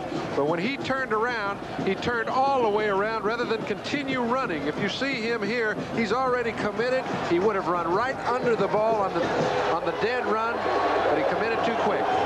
4:29 to play in the first half. 4:29 to play. Nebraska trailing 17-7. Pitch back, Rozier. He's a dancer until he's one-on-one. Then Mike Rozier is a knockout puncher. He hits you, you don't hit him. Well, it's wonderful when a back can get his shoulders straightened up. He's in a one-on-one situation. Take a look at the whole defense. They're a very pursuing defense, but they are cut off from the point of attack.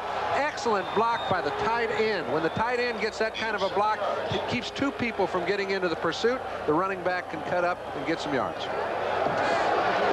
Good second look as we again go high above the Orange Bowl. Our producer tonight for NBC Sports, George Finkel. Our director, John Gonzalez.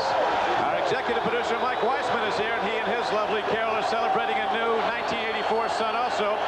Adam, as are the Dennisons, the tight end who's caught 2 touchdown passes for the Miami Hurricanes, as Turner Gill comes over to coach Tom Osborne. Osborne, as you know, John, you played with him briefly with the 49ers. You played there a long time, and he was with the team briefly.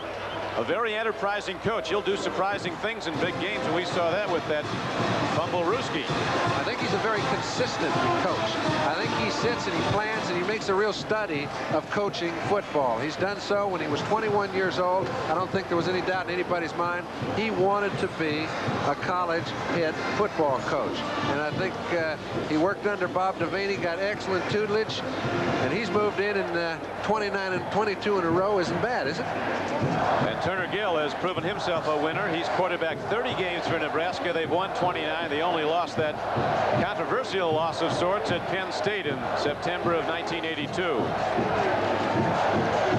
Schellenberger. He's known the highs and the lows of coaching. Coached the Baltimore Colts. The owner came in the locker room one day and fired him.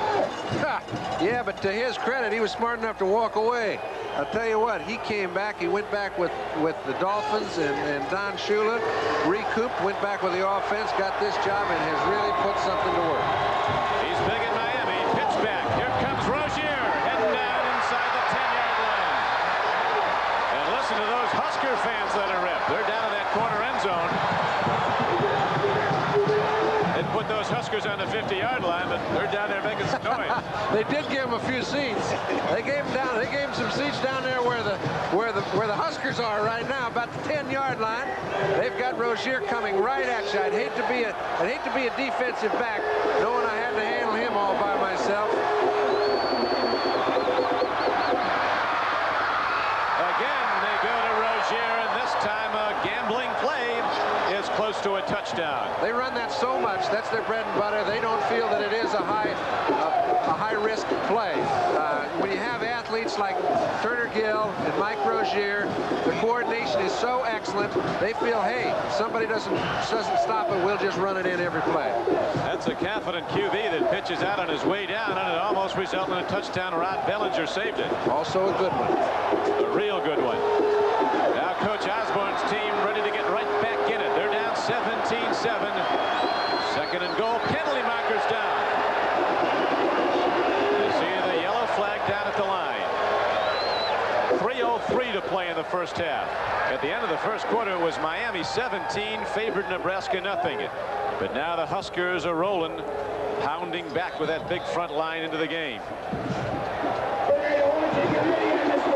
Well, that's not really a very important penalty, but when you're sitting down on all fours in a defensive situation, number 62, Tony Fitzpatrick, they may have ruled that he jumped just a little too quick. He's trying to get off on the ball, trying to create some sort of a big play.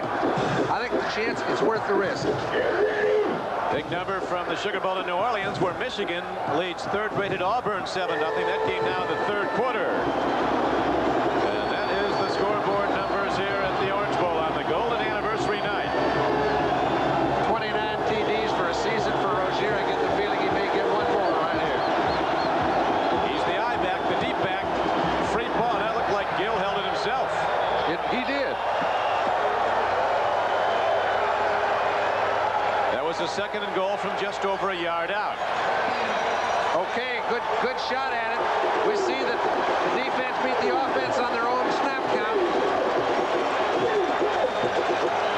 It's the only way you can keep a quarterback from getting in.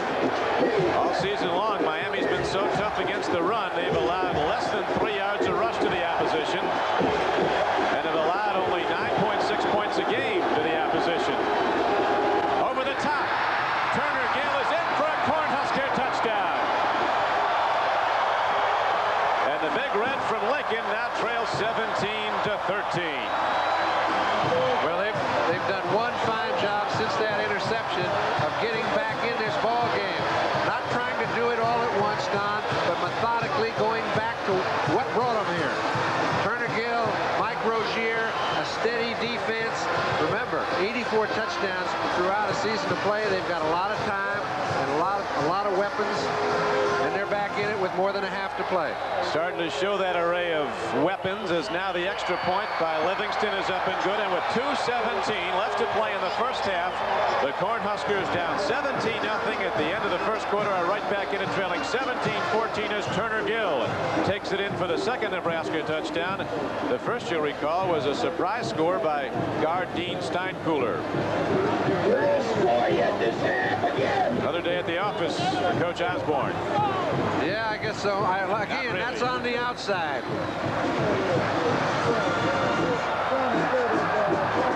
Nebraska's got enough guys here. They brought in 136 players. Yeah, but he only suited up 7 or 8 teams, Don. So he may run a little short before the night's over. 10-play drive, 64 yards. Over 4 minutes the time of possession. Turner Gill on the payoff ends from a yard out.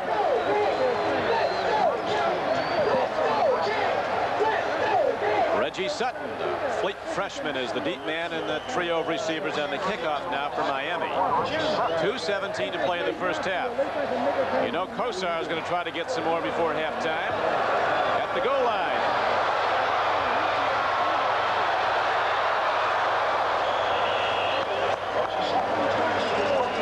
Those Miami special teamers come out and throw some explosive blocks. That's how it went the last time with Turner Gill at rest for the moment. After scoring the second touchdown for the Huskers, they trail 17-14. Don Criqui with John Brody. The 50th Orange Bowl game. We see another Hurricane coming off the field hurting a bit. There's a little over 2 minutes to go before the half, and it would be a very, very unfortunate time to create a turnover here. Now they've had control of this ball game at 17-0 early in the game. With the kind of defense they've had, they expect it to be better than they are, but don't get greedy. Here's a throw by Kosar downfield, and Shakespeare makes a great reception at the 46-yard line. Kid's got 3 balls now, and every one of them a super catch. Yes, sir. This is beyond this one. He's able to get both hands on this ball. His feet are off the ground. The ball takes him out of bounds. Steps right into it, Kosar does. Watch this. He hits the first thing, and he found a way to get his left foot in before his back hit out. Great play. You put that left foot in, and Stanley Shakespeare gets a 24-yard gain for Miami out to the Hurricanes' 46-yard line. See his numbers. He was the key guy in that opening drive when Miami came down the field and scored. They're coming after him. That might be a lateral. Very nearly. Well, maybe so nearly that it was. But it wasn't called, and I'll tell you what Kosar did very smartly right there. After he threw the ball, he knew it was close to a lateral, and he kept moving backwards, and the officials generally don't register right away. They check after a couple steps, and he got away with it. The halftime show at the Orange Bowl is always a spectacular, and this year Dan McNamara, the executive director of the Orange Bowl, and his staff have outdone themselves. A look back at some of the halftime shows over the previous 50 years. An extravaganza coming up at halftime. We have 1:54 to play in the first half. Kosar. Whoa, McCaslin had it and was running before he got the ball.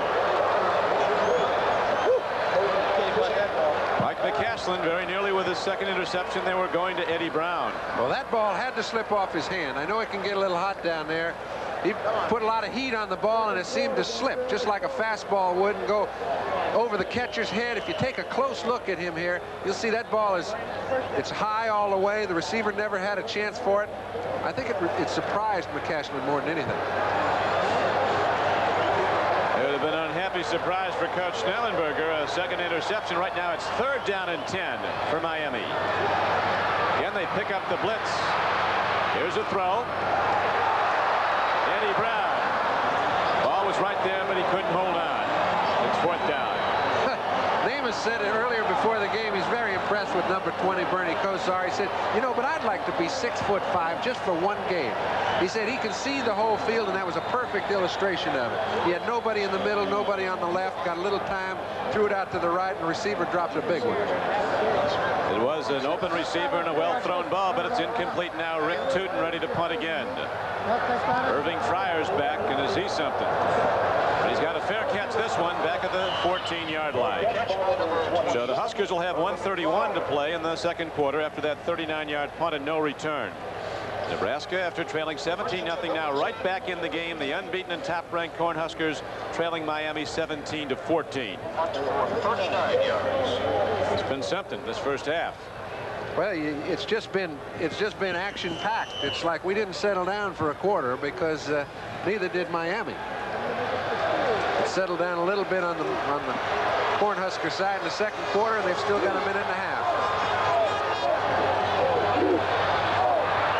Nothing up the middle for Nebraska. Cornhuskers go to the run. It'll be 2nd down and 10. And the clock runs down to 1:16 to play, and Nebraska not calling timeouts. The Fiesta Bowl on NBC today. Ohio State with a big effort beating Pittsburgh. Georgia upsetting previously unbeaten Texas in the Cotton Bowl at Dallas. A 10-9 victory for Vince Dooley and the Dogs. UCLA came out of flying and blasted Illinois, the 5th-ranked team, in the Rose Bowl here on NBC. Now Turner Gill, pump faking, throws to Shalene on the screen. like he was going to hit the wrong way. Pretty good move on the stripe out there. Big guy started to turn back, and Mark Chalene went to Nebraska to Omaha to start his career. Didn't play football, dropped out for a year, got married, started lifting weights, gained about 50 pounds, and didn't lose any speed. And here he is, the starting fullback for the Huskers. Live action, Turner Gill on 1st and 10 is swept under. Danny Brown, number 41, comes over and runs him down as he tried to roll out. He had Ricky Simmons all the way down at the 10-yard line of Miami, but could never get it away. He'd have to be the longest, strongest gun in the world to get it down to the 10, but he did actually have a receiver down there. That's 70 yards past the line of scrimmage. That's a good long distance. Ricky isn't big, but he can go. Shane Swanson comes out in the left flank now. Turner Gill with 5 seconds left, firing in the flat. Throws a strike. Scott Kimball coming down the ball. He's getting quite a bit of disagreement, I would imagine. I don't see a lot of complaints, so halftime show from the Orange Bowl, always a spectacular on the golden anniversary year. It's bigger and better. We'll also be going to Glen Berman in New York, and we'll review the big plays of this first half, and there have been many. There have been throughout college football on Bowl Day, January 2nd this year. Here's the last play of the first half. Rozier takes it up, and Nebraska, after trailing 17-0, is probably quite content to only be down by 3 at halftime. Very. They were outplayed in the first half. 2 good drives in the last 2 possessions, puts them back in the ball game. I think that penalty has been refused. So the Hurricanes and Coach Schnellenberger go to the locker room, a surprise leader, maybe not in their minds, but certainly in the odds makers. 17-14, Miami in the lead as we come to halftime at the Orange Bowl. Before the game, Fryer and Rozier changed their jerseys, but they switched back. Here's the kickoff to Miami. Reggie Sutton with a penalty marker down. Reggie breaks her loose. It's a foot race, but it'll all come back as 2 markers are down inside the Miami 20-yard line. A 32-yard return, but there may have been an illegal block on the part of the Hurricanes. Bernie Kosar with his quarterback coach Mark Trestman. 178 yards throwing in the first half. And that stat is a little bit misleading, because those throws were for a lot of yardage, 178 yards in length, and that's a good stat. That's a good half by any standards. We noticed this half that Miami didn't elect to kick off. Nebraska had the ball enough, they felt, in the second quarter. Miami's plan was to give it to Nebraska at the outset, though, and they did. Stop the Huskers their first drive.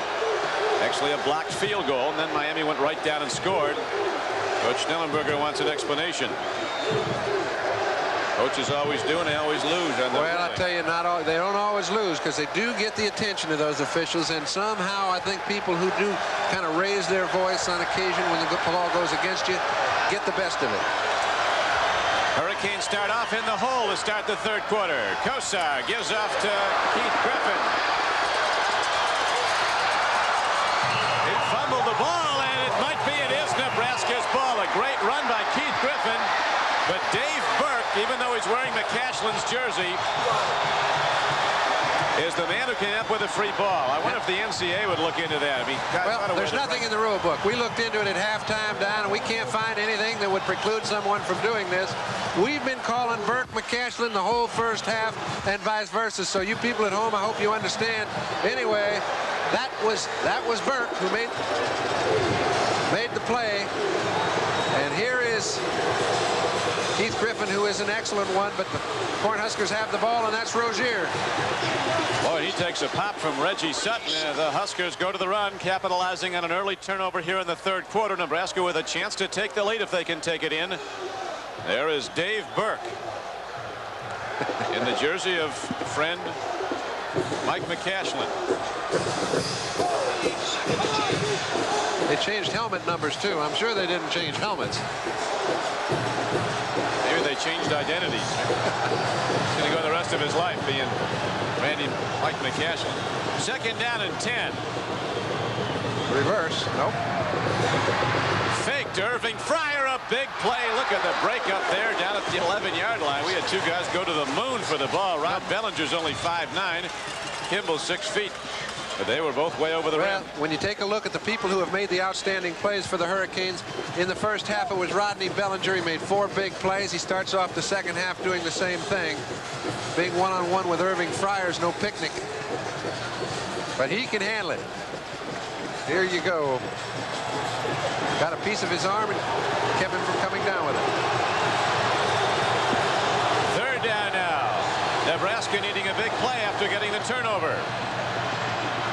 Swing pass. It goes out to Shaleen. Open field tackle, but the cut down is made short of a first down, so it brings up 4th down.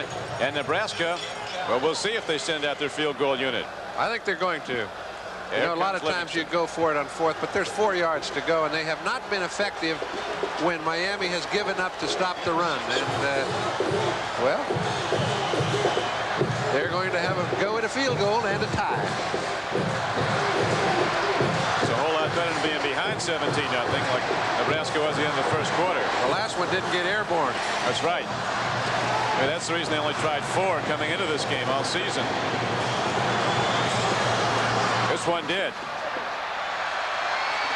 Right on range, and up and through it goes, and all of a sudden Nebraska comes out quickly, capitalizes on a fumble by Miami, and a field goal by Livingston ties the game at 17. So the Huskers will kick it off again in a moment when we return to the Orange Bowl. The 1971 Orange Bowl was the first of Bob Devaney's 3 consecutive wins of the now classic New Year's game, and the first of Nebraska's back-to-back national championships. The Cornhuskers edged LSU 17-12 with a 4th quarter score. Right now, under Coach Osborne, it's Nebraska 17 and Miami 17. And even though the third quarter's only less than 2 minutes old, Livingston's ready to kick off for a second time. A high spinning kick. Albert Bentley running it back. Albert is a tough hombre, and he comes across the 20 to the 24-yard line. A city of light, Miami, Florida, on the golden anniversary night of the Orange Bowl. Right now, the home team, Miami, which really had this place rocking with its first quarter onslaught, is in a tie game, and Miami goes to the run on first down out to the 28-yard line. Reggie Sutton was shaken up a bit earlier. He's a gamer, though. He'll be back. Well, they need him badly, and we mentioned that there is a possibility that defense could get a little tired. They can't afford an injury to a man as key as Sutton. We see Howard and Mark Tressman, the offensive receiver coach, down there discussing how they're going to get something on the board. Second down and 8. Kosar will be firing. He's got him. Got a man open. Eddie Brown. What a great catch out to the 47-yard line. Kosar throwing strikes again now. The 20-yard pitch, and Eddie Brown, who you'll remember lost one late in the first half right there. This time make sure. Well, those are such difficult catches because you're making it in between 2 defenders. And take a look at it. Here comes Kosar. He throws, gets a little nudge. But when you're Eddie Brown, he knows he's going to get hit as soon as he catches the ball. We see Doug Burke hit him before he can get his feet on the ground. That's a tough way to hit. Reggie Sutton with a bruised shoulder. Defensive player for Miami right now. Hurricane offense. 1st and 10 at their 47. Albert Bentley on a draw. Albert Bentley hit once and twice and 3 times, and he keeps on going ahead for an 8-yard gain. This is the kind of play that they need more of. This rests the defense. It keeps their drive alive. And you take a kid like Bentley and also Griffin. These guys are hard running backs. Now you can see they expect the Canes to throw. They're getting a 6-man pass rush. Mike Knox gets shielded off the play. Bentley's not going down until he picks up 8. Second down and 2 comes up for Miami. And the Hurricanes pick up the blitz. Kosar lofts it out there and has his man Albert Bentley.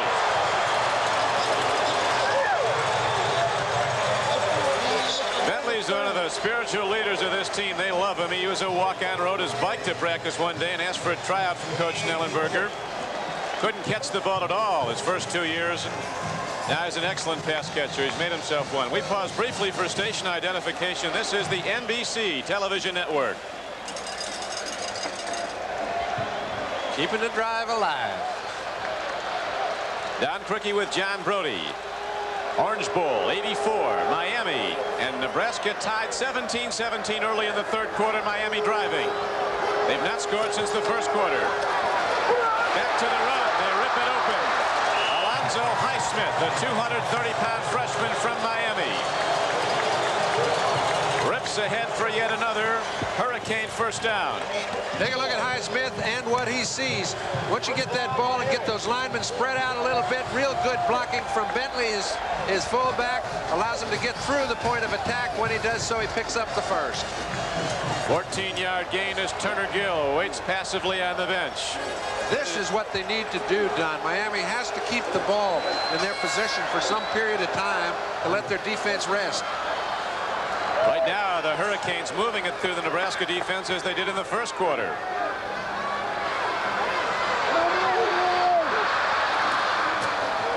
First and 10 to the run. The running, look at this man, bump with the football.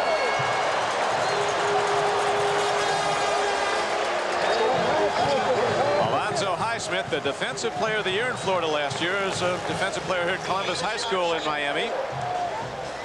Same high school that Don Shula's son quarterback last year, and they almost won the state championship, or 2 years ago. And right now, John, the big guy on the sideline, says, keep it coming, and he sends a play in, and it looks like Kosar's looking to the end zone. Out flat pass he goes to Alonzo Highsmith. He's going to keep going to number 30 as long as it keeps working. He did not throw to his backs much in the first half.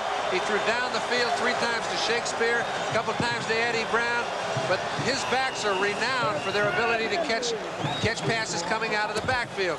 They're man-to-man on the linebackers. Kosar hits him right on the break. Nice to have backs that can both run the football and catch it. He's got 3 in Highsmith, Griffin, and Bentley. You're in the backfield with NBC's remote goalpost camera looking on as Kosar now has been leading the Miami Hurricanes on a third quarter drive. You see his passing numbers. The all-time record for passes in an Orange Bowl was set by Namath in that 65 game. He threw 37 times. Kosar's probably going to go over 40 tonight. 9:55 to play, third quarter. Tie game. First down. End zone, man's open, and Shakespeare has the ball tipped away by Dave Burke. And a flag is thrown, Don. That is in the critical area. Generally, it's offensive pass holding, but we'll wait and see. Hurricanes down close. They started first and goal from the 9-yard line of Nebraska.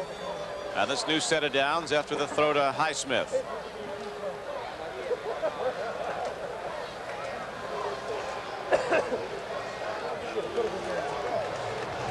That was strict. That was just simply a motion penalty, and they refused it.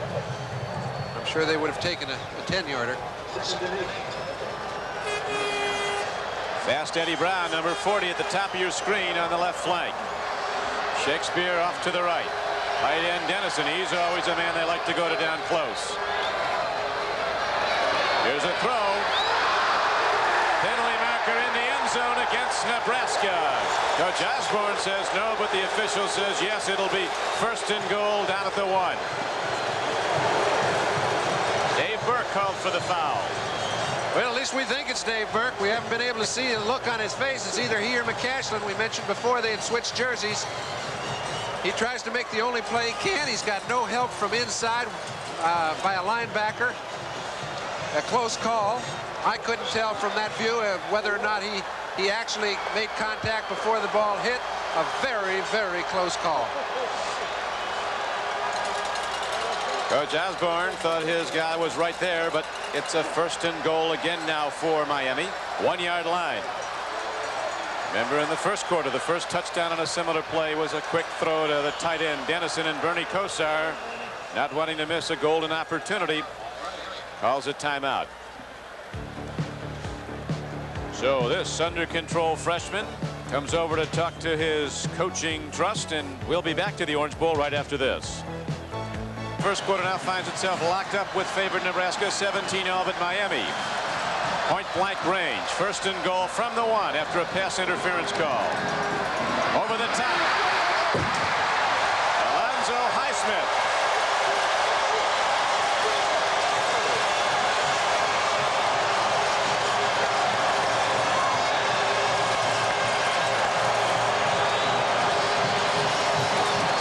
Football. I don't think there was much doubt of it. However, when a man's a freshman, you don't usually give him a chance to prove it. Now, Miami's in a situation where they have so many outstanding freshmen, and Schnellenberger's done such a fine job of recruiting that he's using a few of them today. And that one just got the job done. We're going to watch that again in a moment. That mounted remote camera. Right now, we're looking from the remote camera at the far end of the field. And here is Jeff Davis ready to try the point after which he hits up and gets that carom shot. It's all right if it counts, and it does, so it's all working right. But they talk about the two things you can't coach, speed and luck. And take a look from the back. You can see there's no one to meet him when he goes up, so he goes over. Alonzo Highsmith into the air and into the end zone, and Miami has a 24-17 lead. Alonzo Highsmith, freshman from Miami, just went over the top from a yard out to get the go-ahead touchdown, as Miami, it has not scored since the first quarter, now has taken a 24-17 lead.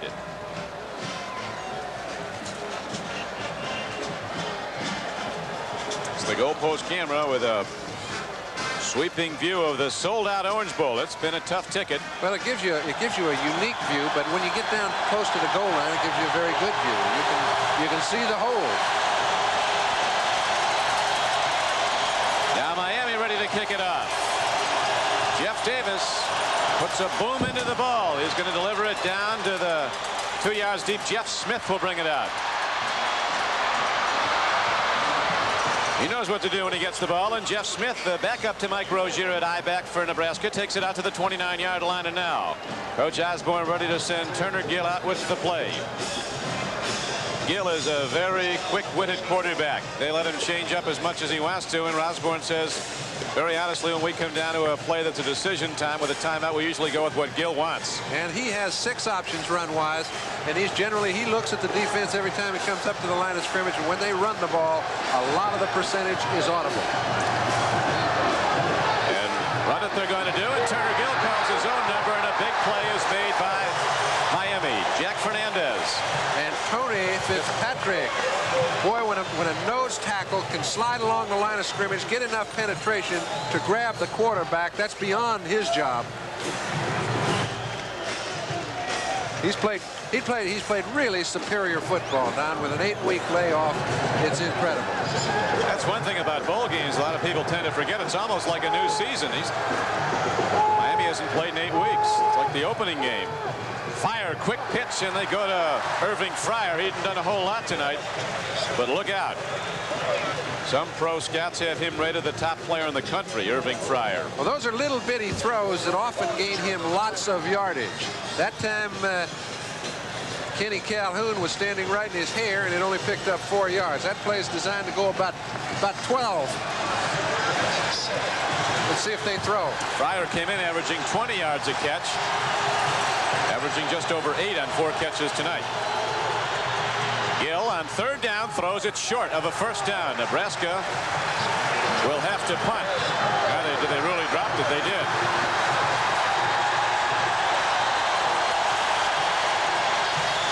Touchdown, and now the defensive stand by the Hurricanes has again ignited the Orange Bowl. That's to the credit of Howard Schnellenberger, because when a coach can take a team who is desperately tired at the end of the half after having led 17-0, you get the feeling that, hey, the strength is coming back. We even questioned it ourselves. Since coming out in the second half, they have been strong. You talked about momentum, John. It has certainly now swung back to Miami. Here's Eddie Brown fielding a punt on the run. And fine special teams play by the Huskers. A knockdown at the 27. If Miami wins, they've got a better than good shot of going to the top. Well, I don't think there's any doubt about that. That's a very conservative estimate. And if they do win, they deserve to be on top. But to beat Nebraska, you've got to go to the final gun, and the Huskers really rip it open in the second half. Here's a home run ball. Eddie Brown is out there. He thought he was tripped, and the official now comes in with a late flag and says he was. He had to make a decision as to whether he could catch the ball or not. It was definitely some sort of contact made about 20 yards down the field. It was a very late pattern. He was definitely beaten. Had he not touched him, and you'll see Eddie Brown going down, not quite able to get the ball. You'll see Burke standing around trying to get off the ground. He had taken a shot at Eddie and actually hit him. I think it's a good call. Steve Dans, our NBC statistician, shows that Kosar's thrown the ball a lot and he distributes it. Brown's caught 3, Dennison's caught 3, Shakespeare's caught 3, Albert Bentley's caught 3. This time they're going to run it. Albert Bentley gets the call. He's a tackle breaking runner on 1st and 10. He gets across the 45-yard line of the Huskers and down to Nebraska's 42. There have been several impressive Hurricanes tonight, Don, but I think number 16 stands right out amongst them. He's a big back weighing 225 pounds. He's 6'3". He blocks well for Kosar for the pass and is an excellent receiver. Boy, does he block. He hits that blitzer and makes him wish that he was back in Lincoln. It's another one. Here's a throw to Keith Griffin. And he's inside the 20 and down to the 17-yard line. Bentley just kills guys on the pass block. Yes, he does. But you know what? It's really heads-up play by Bernie Kosar. This is the man he's supposed to be keying. He was wearing number 2. But here's McCasland coming after Kosar. He sees him quickly. Bentley handles him, but he rolls to the right to make it a very easy block for Bentley. When he does so, he knows it's a blitz. He's got a one-on-one situation, finds a way to get the ball to Griffin. He picks up a long gainer and a first down. What was it that Schnellenberger said about Griffin? If he'd been playing at Nebraska, maybe he'd be a Heisman Trophy winner? Well, his brother Archie was twice at Ohio State. Archie's here for the game. Gave the invocation before it. Here's Keith Griffin again. Somebody lost a hat, but Keith Griffin keeps on going inside the 15-yard line. Wade Priner, number 85 in the game, makes the stop for the Huskers. Tom Osborne has reason to concern himself right now because he's getting beaten at the line of scrimmage. The offensive line for the Hurricanes are taking it to the Cornhuskers, and those 2 backs are running the ball. They are running it with gusto and a big Nebraska defense. Now it's 2nd down and 6 for Miami. Play whistle dead. Too much time. Yep. And you know, it's funny, Mark Trestman said what we do is he is so bright, I only have to give him a very short signal before he picks it up and can relay the play. So we very seldom get caught for that. And too much time has been the result of the defense of Nebraska most of the time tonight. You know, John, I thought you made an interesting observation. At halftime, we were talking among ourselves. You said that Kosar has fun playing football. And I think that's illustrated by his attitude towards the game. He said he wants to be a student first and foremost. He plans to be a lawyer. If he never plays after college, it wouldn't break his heart. He'd like to. But he always played football for fun. If it ever stops being, he didn't want to play the game anymore. Doesn't look like it's ever going to stop being either. He's having fun right now, but here's a 2nd and 10 play. They go to the draw. Keith Griffin working hard, puts 2 arms on the ball as those Nebraska Huskers, led by Mike Knox, the big inside linebacker, trying to strip it from him. You remember they did early in the 3rd quarter. That's right. Couldn't score points.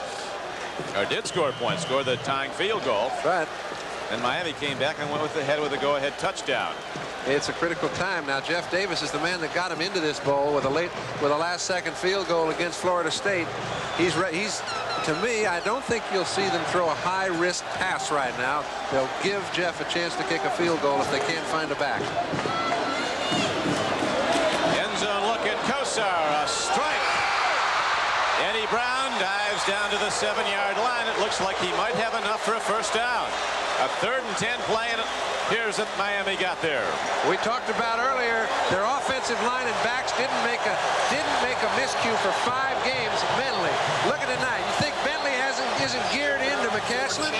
It doesn't matter what jersey number he's wearing. He better change again. Eddie Brown makes the catch, but again Bentley picks up the blitz to give Cosart time to deliver. And now the ball's down. 1st and goal from the Nebraska 7-yard line. 5 minutes left to play in the 3rd quarter. Clock running.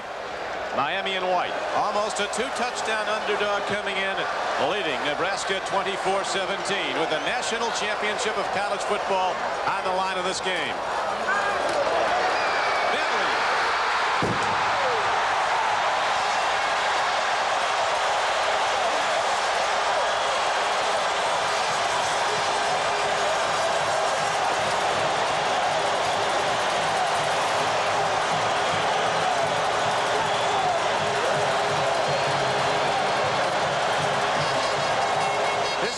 This is number 16 has been so instrumental on the key plays. Some of them have gone unnoticed.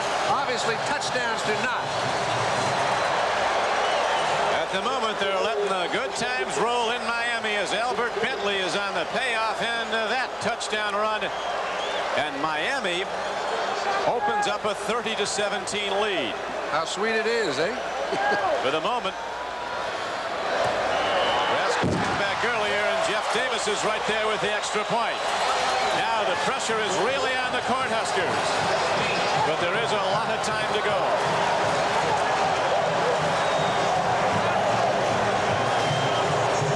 That offensive line is doing a job. The Orange Bowl is rocking with 4:44 left to play in the 3rd quarter. Miami, after tied up 17 all by Nebraska, rallies now for 2 quick touchdowns, and the Hurricanes lead 31-17. And you don't like to belabor a point, but they have run the ball on 1st down on both those drives 9 out of 12 times in the 2nd half. Just the opposite of what they did to start out the ball game. It's given them control of the clock. Miami, Florida, this is where it's at tonight. Here comes Jeff Davis into the ball. The gun sounds a spinner downfield. Irving Fryer with that great speed breaks it up the middle and gets across the 35-yard line, and a penalty marker comes in. We talked about the explosion of the Nebraska offense, which can detonate at any time. Right now the Huskers had some catching up to do. There, the explosions happened on the other side. And now a mark-off against Nebraska. Tony Fitzpatrick, 62, making sure the ref doesn't miss a beat. 2 very impressive Miami drives. The first was 75 yards for the go-ahead touchdown. The last 73 yards in 6 plays. The way they've been executed is the impressive thing. They've changed the personnel in the key situations. They didn't go to number 16 in the first half much at all. This half they've come to him in critical 3rd down situations, also 40. They're doing it. We were talking earlier, John, under Schnellenberger, Miami is rarely a loser on the home field. They're 11-2 on national TV under Howard, and even more impressive at the Orange Bowl. At 26 previous games, they've won 24 on the Schnellenberger era. And people talk all over now on buildings, and it's been the most enthusiastic Orange Bowl I've attended. Unbelievable. This is your 8th. Hurricane warning, they call it. And here comes Mike Rozier turning the corner. Puts his head down. He will take on the tacklers. Rod Bellinger back in. Makes the stop. A local disc jockey wrote a rock beat song called Hurricane Warning. It went right to the top of the charts here in Miami. I don't know how it's doing the rest of the country. I think most of the country can hear these fellas right now. It is loud in Miami right now. Last 5 carries, Rozier has gained only 9 yards. This is a man who averaged almost 8 a carry all year long. Gill throws. Great catch. Scott Kimball had it and lost it. Scott Kimball from Camarillo, California, went up in the air. He's an athlete, and a Miami player is shaken up. And there's also a penalty marker down. We might have a foul against the Hurricanes. It'll be a big break for the Cornhuskers. That was a very late flag. It was not thrown while the ball was in the air. You do not see it right now.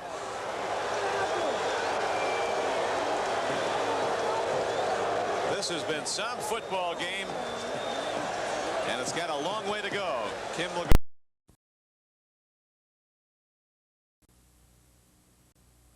Rozier has gained only 9 yards.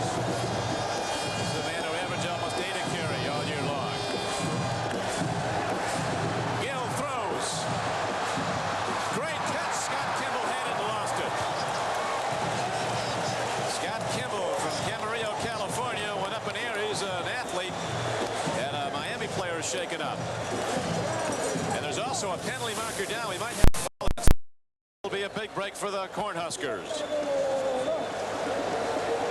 That was a very late flag. It was not thrown while the ball was in the air. You do not see it right now.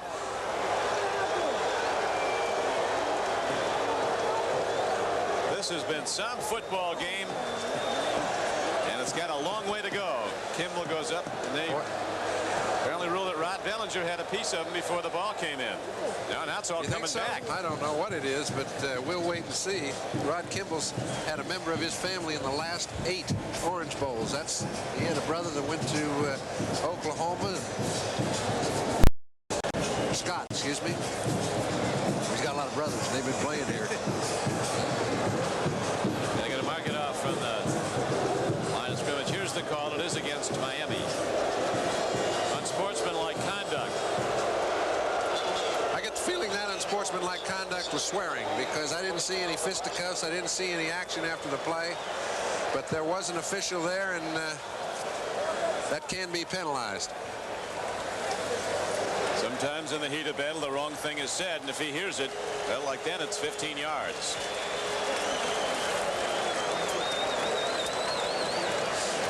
.4:14 to play in the third quarter.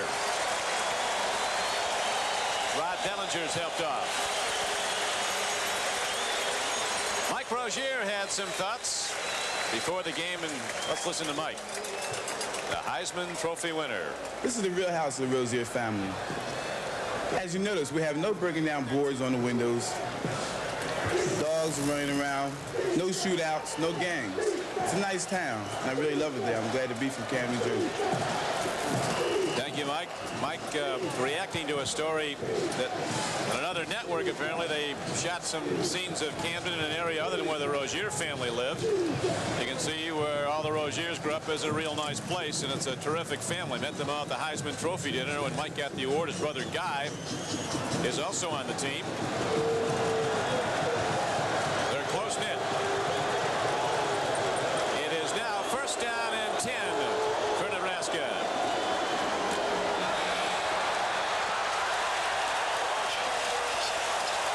Door was closed for Mike Rozier on that one. Tell you that Reggie Sutton, we see him on the ground every once in a while, but when the play's on, he's live. You know, and I think really it's time, if Nebraska's going to get back into this football game, that their offensive line takes over, because those are the fellas that have been given a lot of credit all year long. They're losing at the line of scrimmage to a very strong Miami defense. And Miami, John, has throughout the season been stronger in the second half. Rozier, he's got blockers. Puts a move on, cuts back, and Sutton makes a move on him and knocks him down. Second and 15 play, got back about 10 or 11, but it looked like for a moment he might go the distance. It also looks like he has a little limp on his left leg. Listen, when a man like Sutton is sitting in the open field with Mike Rozier, you're not supposed to bring him down. The fact that he stopped him, stumbled him, made him fall out of bounds is an excellent defensive play. Excuse me. That is Kenny Calhoun that missed him originally. Now watch Reggie Sutton come up. He's sitting here with about 7 yards either side. So now it is Turner Gill holding the ball. He breaks into open field. A first down and more as Gill comes inside the Miami 40-yard line and down to the 38. And they'll now check out the very valuable left ankle of Mike Rozier. An 11-yard gain on that carry by the Nebraska quarterback with 3 minutes left to play in the third quarter. It's been remarkable that a man like Rozier stays as healthy as he does throughout the season, running the ball as much as he does. Well, that is true. Those great running backs are very durable. 5'10", 210 pounds, Mike Rozier. It's 1st and 10 now for the Huskers. Gill play faking, eludes the rush for a moment, throws on the run, and he loses his man incomplete at the 25-yard line. A great play by Turner Gill. Threw a fastball on the run, hit the ball right down, but Bonnie Engebretson, the tight end, couldn't hold on. Well, you see, the Miami defense did a fine job on the play, but as Howard Schnellenberger said, he said, you know, this fellow, when he doesn't throw, averages 6-7 yards a carry. When he goes back to throw and decides to run, he said he's only 8 when he does throw, so we don't really care what he does. It's going to be a tough night. They're doing it pretty well so far. 2nd and 10, Nebraska. Huskers down by 14. Pitch back. Jeff Smith, 20. A move to the 10. And the Cornhuskers lose the ball inside the 5-yard line, and Miami has it.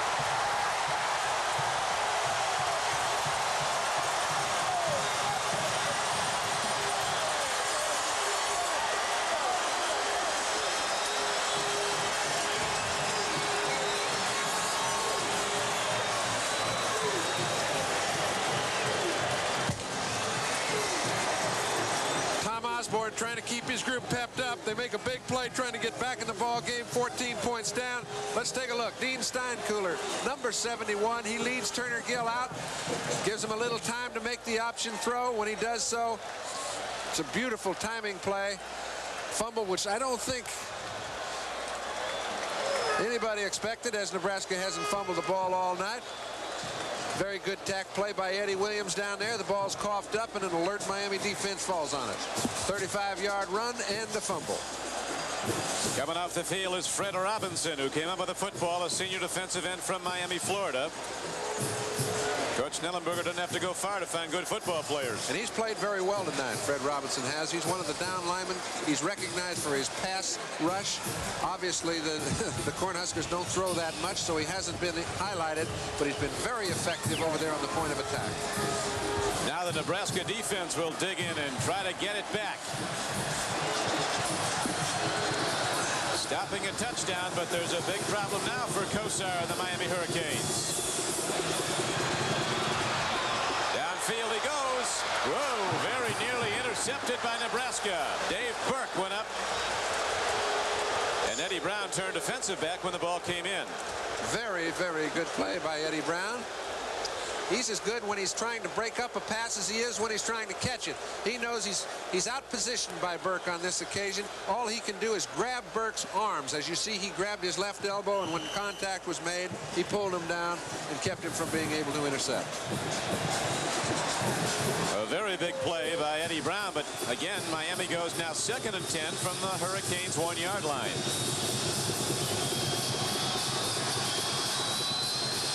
They better hurry. 7 seconds to get it off. Albert Bentley, he did well to get to the line of scrimmage. These Huskers are looking for the ball. Actually, he couldn't lose too much. He's on the 1-yard line already. 2:09 left to play, and the clock running, and the drama builds already today.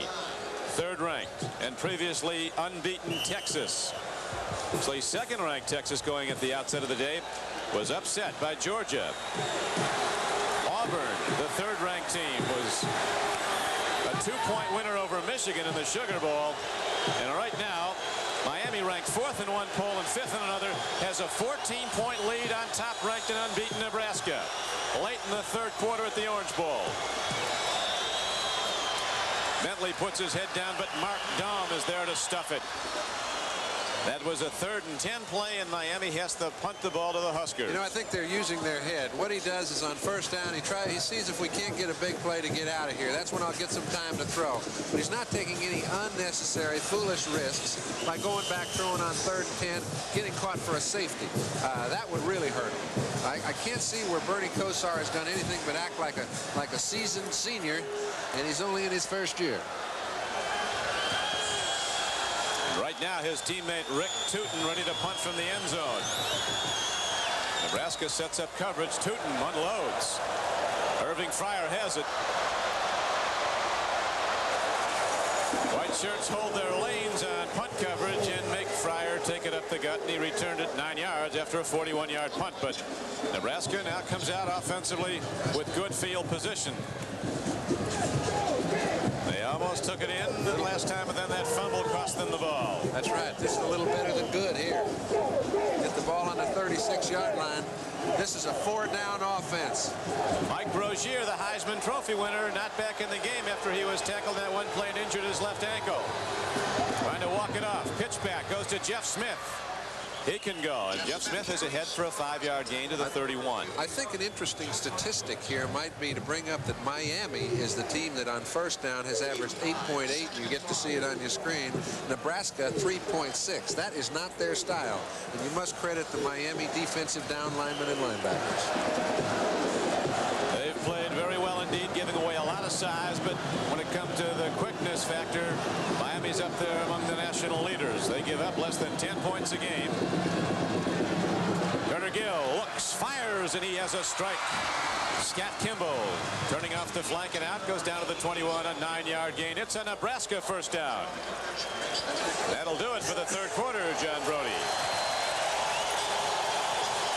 The gun sounds at the end of the third quarter. The score is Miami 31 and Nebraska 17, as Miami could be a quarter away from the national championship. We'll be back after these messages from your local station. Mike Rozier, and this could be the key play as he was hit on his left ankle. You'll see him cut back.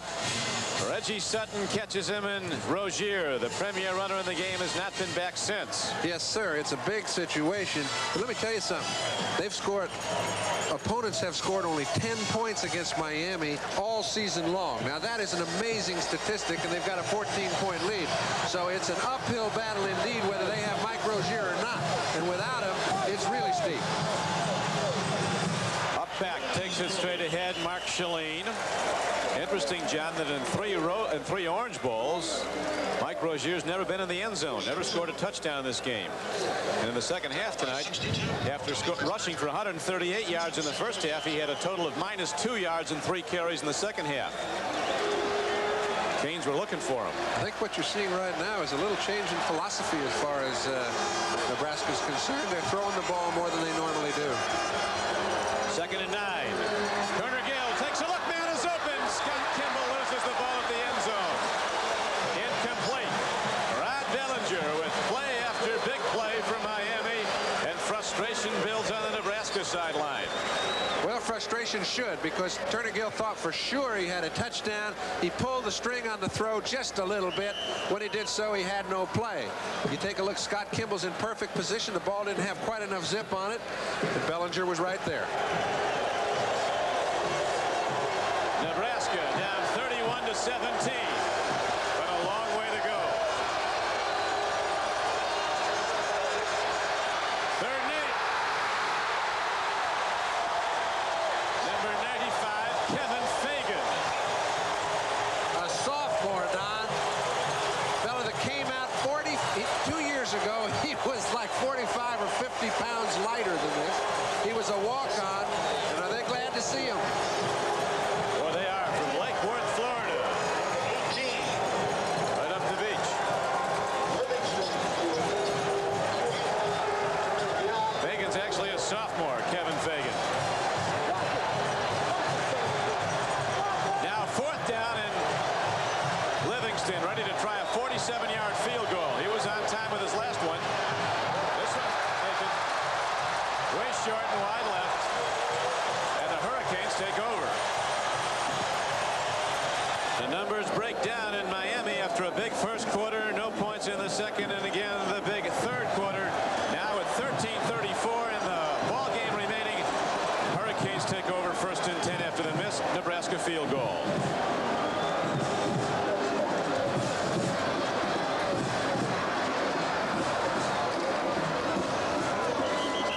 Quick hitter, Nebraska's there to stop it. Rob Stuckey makes the stop, in Mike Rozier.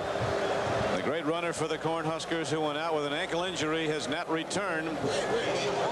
Trying to walk off that ankle injury, was unable to. Jeff Smith has been in at the eye back when Nebraska's had the ball. Can't do anything if you can't run. I mean, he's made a very big contribution. What's happening right now is that Miami is unexpectedly winning the battle at the line of scrimmage. Even though they're smaller, they are indeed. Bertolucci, Camandiero, Sinclair, Ward, and Heffernan, the interior linemen for Miami. Kosar, play fake. Screen. Griffin catches the ball. And those Huskers are hitting tonight. A scoring recap of the game. You remember that first drive of the Hurricanes that passed to Dennison? It was 7-0. 45-yard field goal by Jeff Davis. Miami extended its lead to 10-0. Then another throw to Dennison from Bernie Kosar. It was a surprising 17-0 shocker. Then the surprise play by the Huskers. The 11-guard around. And Nebraska was on the board. And again on a 1-yard dive by Turner Gill, making it a 17-14 game. The third quarter field goal by Nebraska tied it. Then the Hurricanes opened up. Highsmith, the rookie, went over the top to put them in front 24-17. Albert Bentley went 7 yards for a touchdown. That's how it stands now, 31-17 Miami. Alonzo Highsmith had it and lost it. He stops the clock with the incomplete pass at 11:58, and the Huskers will get it back now as the Hurricanes have to punt. Kosar looks like he's been playing this in the big league for 10 years.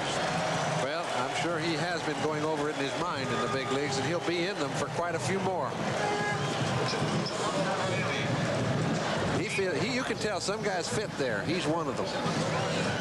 He's got a long time to go at Miami. A freshman, actually a redshirt freshman. He's in his second year in school, but he was redshirted his freshman year. But as an athlete, he's a freshman. A line drive punt by Tootin. Flying over the ball. The Cornhuskers were able to recover it.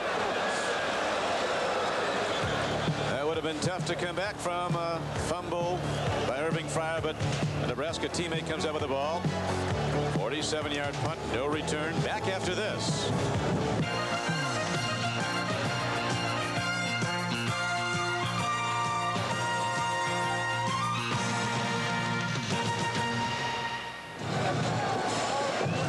The shoe on Mike Rozier's left foot just came off. It's been diagnosed as a severely sprained left ankle. And you'd have to think at this point it's unlikely he'll be back. Where are they now? Leon Hart, one of 2 linemen ever to win the Heisman. Big Leon out in Birmingham. John Hewitt, another Notre Damer, 164. Right now, Jeff Smith breaks it open for the Nebraska Cornhuskers. Gets out across the 30 to the close to the 35. John has taken his bonus money from the Jets and has parlayed it. Out in Tucson. Second down and about a foot now for Nebraska. Irving Fryer comes out in the right flank. He's not been hit deep yet. They're going to try it pretty soon, though. But he's been hit a lot. Oh, yeah. They're looking at deep now. Gill throws. They get the first down as they go to tight end Monty Engebretson. Taping up Mike Rozier again. They're putting the try in anyway. You'd like to be able to go to your Heisman Trophy winner if when the game gets late and you're 2 touchdowns back, he could insert some sort of adrenaline, but I don't think it's their problem right now. Both of the backs that have replaced him, Jeff Smith and Paul Miles, they both run very well. It's at the line of scrimmage. Miami is tough.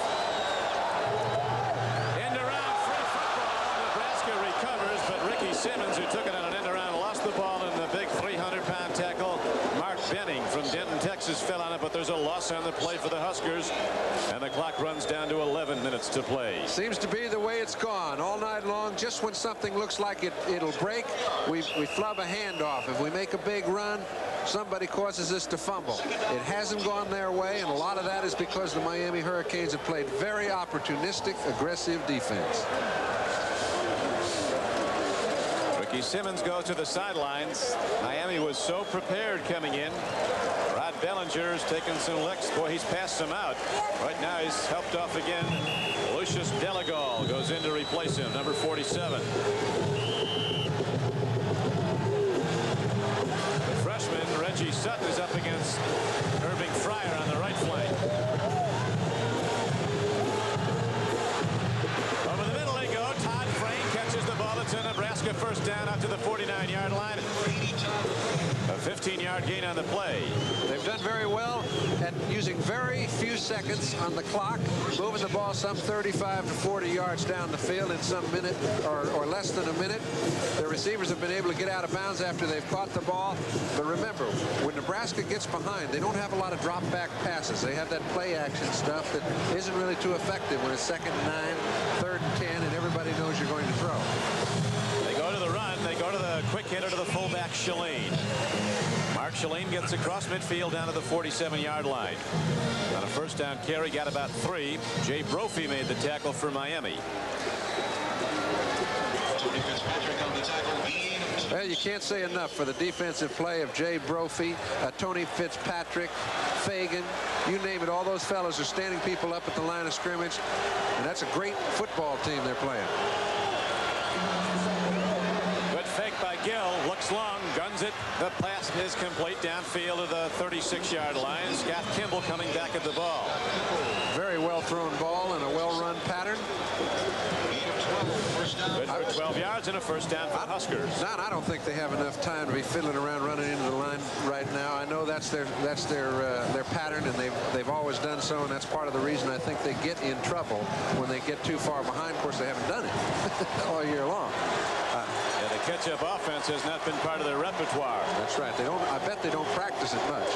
But they have been in 2 tight games that have gone down to the final play in the end zone. The Oklahoma State game, they won 14-10, did Nebraska, and after that one time Osborne said at least they can't accuse us of running up the score in this one. And a couple of pass breakups against the Sooners of Oklahoma by cornerback Neil Harris saved that game. 28-21, Nebraska won. Jeff Smith breaks it open, and Jeff Smith rockets down to the 22-yard line. It is a first down and a 15-yard gain. So much from my viewpoint. I start talking about how they have to throw it. Okay, take a look. Dean Steinkiller, Raridan, the 2 real big, all Big 8, all American, all everything linemen come out and do a fine job. Give their running back a chance to run. Jeff Smith's doing the job when called upon. Miami doesn't shy away from big teams. Notre Dame came in with a front line as big as Nebraska's, and Miami shut out the Fighting Irish here in the Orange Bowl 20-0 this year. First and 10, run takes it down to the 20-yard line. You were talking, John, about the enthusiasm, really the emotion of this whole metropolitan area rides with the Hurricanes tonight. Miami football's been down until the Howard Schnellenberger era. He's brought it back, and tonight it could hit the pinnacle. Yes, and so many people have talked. You know, when you take a look, here's a defense that's, led the nation in so many categories, and yet they were given very little chance against what some people think is the best team that's ever played. So Gill calls his own number. Quarterback draw. 3 steps back in the quick shoot up the middle. He's down inside the 15-yard line. Coach Osborne sends in the plays. You've got to be taking a look at that clock, which now is down to 8:35 and running. They've used it very, very well. Remember, when a team picks up a first down, it automatically stops the clock until the chains are moved. So you can pick up some time that way. There's loads of time. 3rd and 2. Fumble. Tough to call signals. Very intense crowd. Looks like Turner Gill might have fallen on it, John, and if he did, he could have been enough for a first down. We'll see where they spot the ball. He's got it, and it looks to be a first down.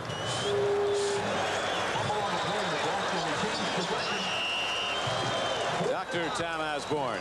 Well, I know this, that if they don't give it to him, I'd have it checked because it looks like it's close enough. It doesn't look like it is one, but it's within 6 or 8 inches. 4th down. Heisman Trophy winner Mike Rozier is out with an injured ankle. Nebraska without its best weapon. The pitch back to Jeff Smith.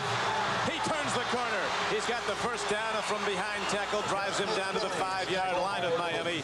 And now Nebraska goes first and goal from the Hurricane 5. 7:34 to play. Tell you what, Dean Steinkuhler, you sit there and so many times people will say, well, why do we always feature him? He features him the whole scene. They run behind him a lot. He's a great blocker. He pulls very well, and he makes contact at the point of attack. In a critical situation, he picks up a big first down, or he's responsible for it. It was a freshman, 255-pound Jerome Brown, 98, who made the knockdown. And now Miami player is attended to. Looks like it could be a heat cramp. We'll be back to the Orange Bowl right after this. Don Criqui with John Brody back at the Orange Bowl. This is what the two teams are playing for. It's nice, but the national championship, which is also on the line, is priceless. Right now, with 7:33 to play. Miami has the lead, but Nebraska's challenging. Miami leading 31-17. Turner Gill turns up, turns in, gets down to the 1.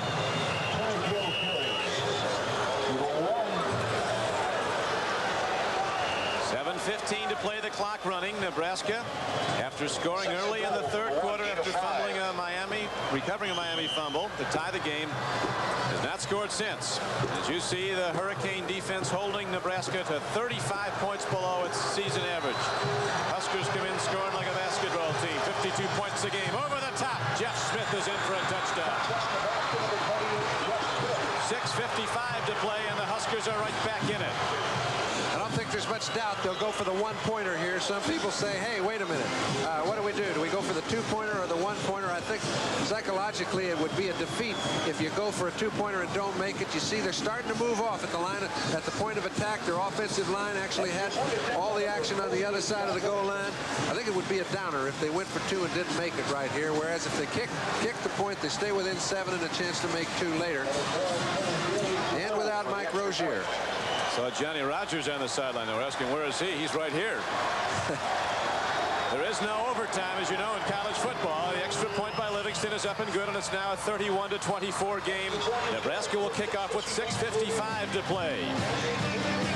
31-24 Miami with a 7-point lead now as Nebraska puts up its first touchdown of the second half and an over-the-top dive by tailback Jeff Smith. Great ball game on the golden anniversary of the Orange Bowl. Don Criqui with John Brody. John, an interesting dilemma now facing Nebraska. If they should tie this game, would they get the next touchdown? Would they go for the tie and maybe get the national championship? They could conclude unbeaten. I think they definitely would if they did it soon enough. But I think if it happened late in the ball game, they'd go for the win. And I think we'd have a chance to see whether Tom Osborne thought it was better to win the national championship or to win the Orange Bowl. I know it would be a very unpopular decision if it happened late and they didn't take a shot to win it, but those are coaching decisions. I can remember a game several years ago where there was a 10-10 tie between a couple of nationally ranked teams, and it didn't settle well with the fans at all in Notre Dame, did it? People forget, though, Michigan State punted after Notre Dame did. Yeah, that man seemed to survive quite well. A high spinning kick down to Keith Griffin. He's got a problem. Look at those Huskers come down. These guys playing like champions now. 6:49 to play. Miami has the ball. John, of course, a moment ago referring to the 1966 game between the two unbeatens, Notre Dame and Michigan State. Ended in a 10-10 tie, and the Irish won the national championship. And it was for the same reason that they went for the tie. So, you know, if people make such a large issue of who wins the national championship, and people have done so, which is most important? It's a pretty large issue, Rhodes. That's right. The whole state of Nebraska rallies around the Big Red, and right now they're putting the heat on. Kosar hit from behind, but he gets it to Eddie Brown.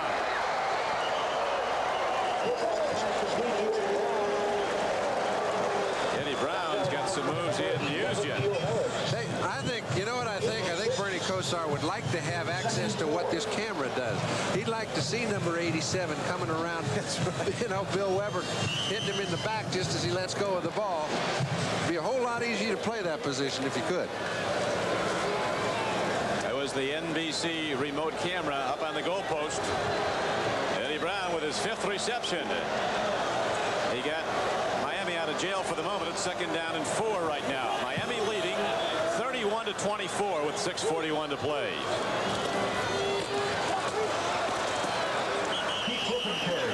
Keith Griffin puts his head down and big Rob Stuckey knocks him down. It's 61 degrees in Miami. A lot warmer on the field underneath those shoulder pads and helmets. Light it up, signaling the new year. That's a little mock-up of a man that's injured. I guess all's fair and whatever, not by me. Let's see what Bernie Kosar does here. I think there's a good chance you'll see him throw a pass in the 3rd and 2 right here. Little short one.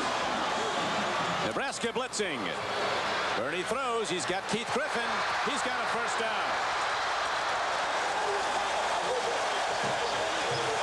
McCasland and Brett Clark knocked him down, but the money throw from freshman Bernie Kosar to senior Keith Griffin gets a 1st down for Miami, and you see the clock 5:51 to play. I tell you, he had Keith Griffin so far open, he threw that thing like a shot put. That baby was not going to get anywhere but to old Keith. Good play at a critical time. Good call. Old Keith is all business too, isn't he, when he gets it? To that earlier fumble, he's made some big plays all night long for Miami. Got away from the Buckeyes, did Keith Griffin. Left Columbus to come to Miami. 1st and 10, Hurricanes. Keith Griffin, he's popped by Mike Knox, that tough inside linebacker who broke 5 helmets already this season. How'd he break them? While they were on his head, or? Yes, he did. He didn't drop them after practice. All right, Mike Knox, outstanding linebacker. So he broke them. Gets in good position.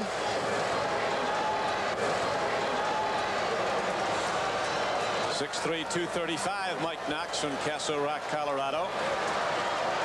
Butkus type.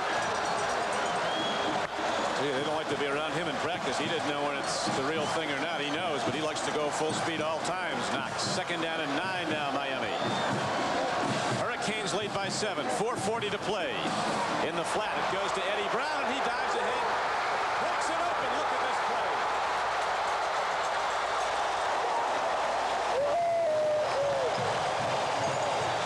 That's just fabulous athletic ability. 41 yards.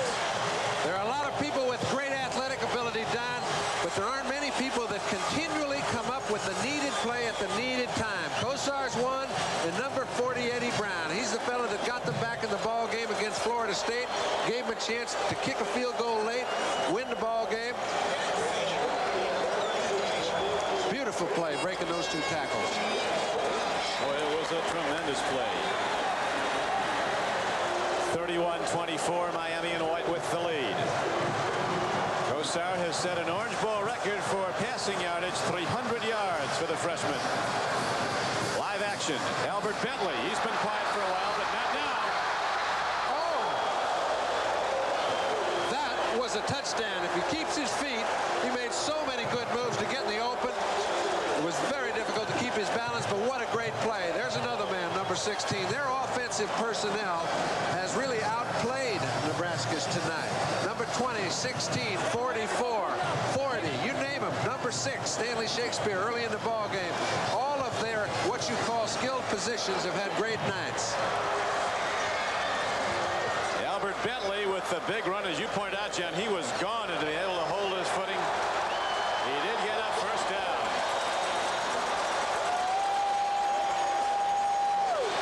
If this holds up, there's going to be some party in Miami. Well, you know, it's funny. No matter how much you hear, will be up late. no matter how much you hear and how much enthusiasm the city of Miami had, all the smart people said, hey, yeah, but they're playing against Nebraska. Now, who did they beat? They beat some good teams. I'll tell you, East Carolina and Florida State at the end of the year were playing exceptional football. Anybody that saw them play in a bowl game knows. And these guys have come to play.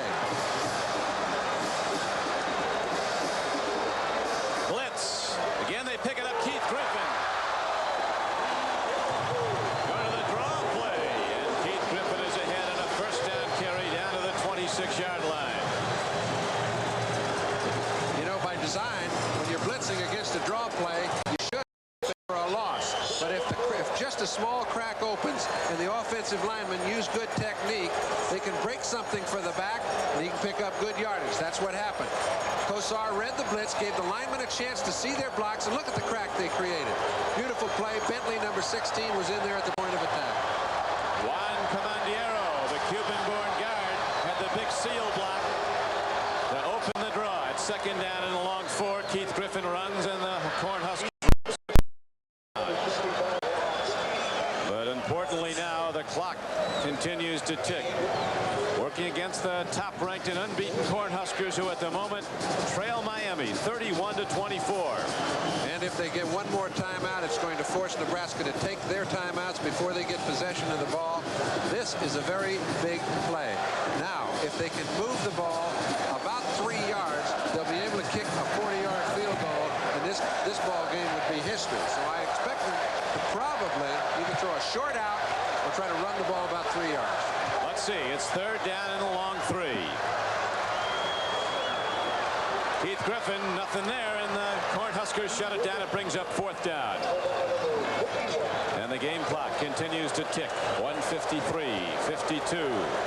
Now they stop it. One of Coach Schnellenberger's sons. Not New Year's night in Miami, but the celebration's bigger than any New Year's, as right now the Hurricanes, an underdog, are leading top-ranked and unbeaten Nebraska 31-24. Bernie Kosar's right arm has been a key. The freshman from Boardman, Ohio. And another very, very difficult factor that's mitigated against the Cornhuskers is the injury to their great runner, Mike Rozier, the Heisman Trophy winner, out with an injured ankle. Went out in the second half. Fourth down now. Here's the field goal attempt. Jeff Smith drills it. Didn't get there. Nebraska will get the ball with 1:47 to play. John, we're going down to the final gun, it looks like, in this one. And you can see some coaches are very quiet and passive. Others get their group ready. And this man has been an inspirational force for this group all year long. He's not about to take a back seat right now. 1 minute and 47 seconds between the Miami and a national championship.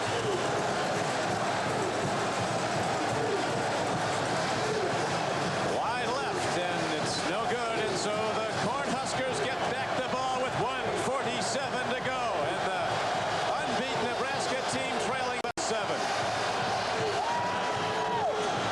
Irving Fryer. Rod Bellinger saved a touchdown. Finally, Fryer, who's been dormant, explodes for 29 yards, very nearly exploding for the distance.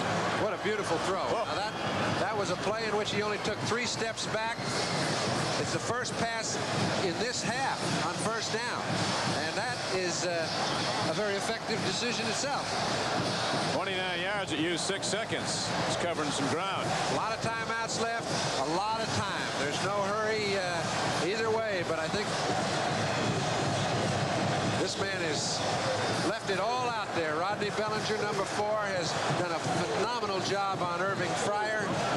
Played him one-on-one throughout most of the evening. Stopped a lot of in sweeps.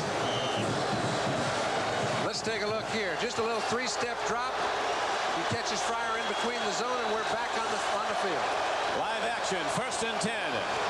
Gill gets it away on the run. Shane Swanson goes up in the air, but came down empty. Overthrow. It's Lee, 2nd down and 10. And the game clock shows 1:28 to play. Jack Fernandez made another good play, forcing Turner Gill to throw the ball a little before he wanted. Nebraska, unbeaten, the dominant team in college football this year with a 52-point-a-game scoring average, trying to come back without the Heisman Trophy winner, Mike Rozier, sidelined with an injured ankle. That's the amount of time remaining in the game. Here's a throw, and down with the ball is Ricky Simmons. It's a good catch, and the Huskers have it down to the 26-yard line of Miami, a 19-yard gain. Beautiful pattern. That was perfectly timed and a beautiful pattern.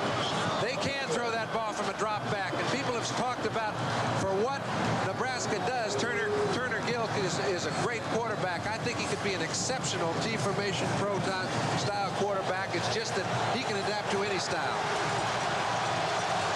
Ricky Simmons way wide now, and Here's a give up the middle, and this time the Hurricanes defense is there to shut down Jeff Smith as the clock runs. 1:13 to go. And now Nebraska signals for and is allotted a timeout. And of course, theoretically, looking at a possible Nebraska score, John, if they go in, they have the option of going for the win with a 2-point conversion. The much higher percentage kicked extra point would mean a tie game. They'd still finish the season unbeaten. And would they be crowned out? In all the probability they would be. But we don't know. We don't vote. You know, that's a decision for Tom Osborne to make. It's obvious if he goes for a 2-pointer, the only way he can come out on top is go for a 2-pointer and make it. Because then there can't be any second guessing. A 2-pointer and miss, they say, hey, why don't you go for the national championship? A 1-pointer and tie, why don't you go for the win? So he's in a no-win situation if they pick up the next 25 yards. But hey, that's no gimme. They're playing against the toughest team in the country in the last quarter of football. This group's only given up 10 points all year long. Tom Osborne, a doctor of educational psychology, PhD. He can stay under control, and so can Coach Snellenberger. 2nd down and 8. 1:12 to play. Turner Gill with his 28th pass. Irving Fryer, he dropped the ball.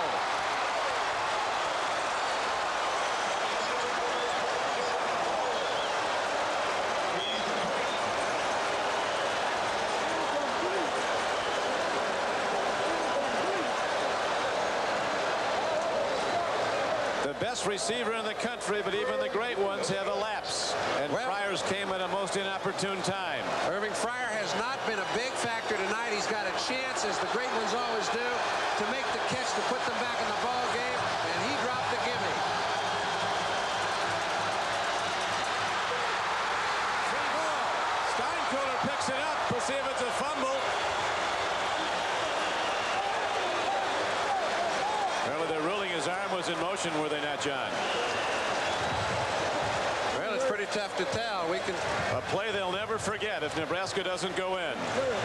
Now, I don't know if this man has ever dropped a ball. They've never been in this kind of situation before, but to be regarded as one of the top 5 players in college football, you couldn't have ever dropped a ball in a situation like that. And I don't think there's any more to say, because nobody could feel worse. He's just hoping to get another chance. That's it. And now it could be his very last one, because the Cornhuskers have 4th down coming up. 4th down and 8. The ball at the 24-yard line of Miami. One last look. The earlier play, Irving Fryer with the goal line sprint. A perfectly thrown ball from Gill, but it's dropped. He split the defenders and was wide open was Irving Fryer. Then in his heartbreak, he collapses to the ground. And now 4th down is coming up for Nebraska. The Cornhuskers with the longest winning streak in major college football. They've won 22 straight games. 12-0 this season. Ranked number 1 all year. But they're down by 7.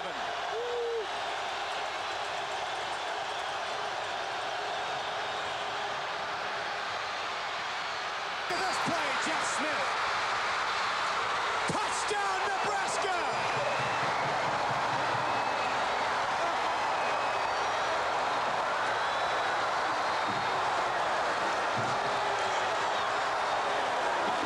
The Cornhuskers somehow find a way with Mike Rozier on the sideline, his backup. Jeff Smith takes the pitch back up. Brilliant play by Turner Gill. 24 yards and a touchdown. Now it's a 31-30 game. And what does Nebraska do? I have not seen the kicker come on the field, and I don't think he's coming on the field. And I might as well, I think that they've got things going their way. Tom Osborne made this decision a long time ago. Don't think that this situation caught him by surprise. He's decided to go for 2 and take his shot at winning. I commend him for it. This is for the national championship for Nebraska. Incomplete.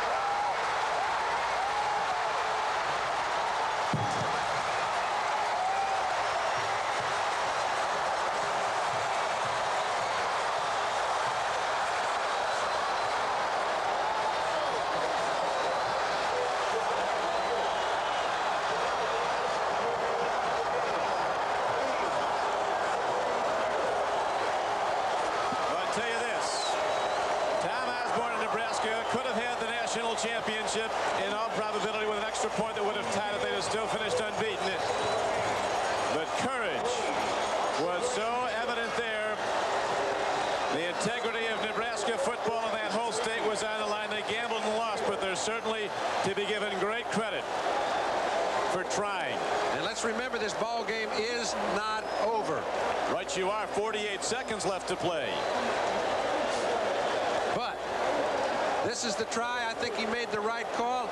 I just commend a guy that has the nerve to do that. He's willing to put it out there on the line. He called a good play. The ball was dropped. That's the way football goes. Miami's played a great football game.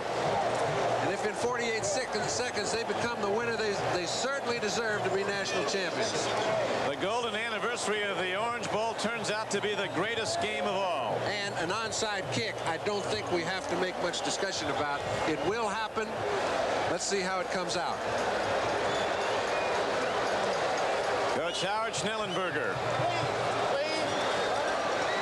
His heartbeat's got to be 180. He knows this case is not closed. Mark Trestman is down there saying, look, Coach, if we recover the ball, we do not have to run a play to run out the clock. They've got 2 timeouts. That won't be enough. We'll be able to end this thing and go in a winner. But they must get the onside kick. I thought they had some timeouts, and they don't.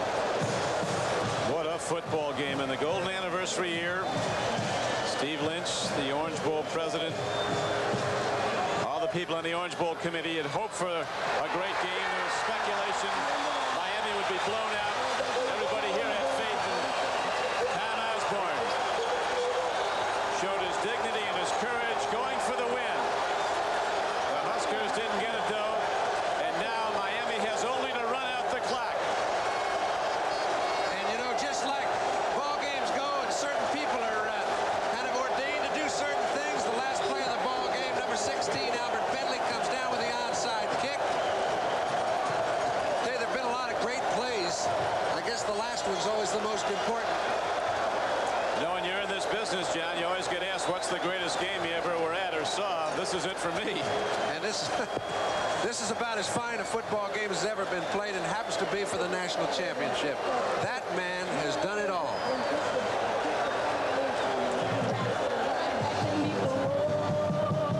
Set it to music. This is hurricane warning, number 1 in Miami. They say the wind is picking up. I heard it just this morning. The flags are being raised because it's a full-blown hurricane warning. They're lining in formation, all shining orange and green. Busting butt on their own turf. There's nothing they ain't seen. You just look out, Nebraska. Better hold on to your corn because the hurricane is coming. It's looking like a storm. Block them. You can do it now. Knock them to the ground. Drag them to their end zone and kick their butts around.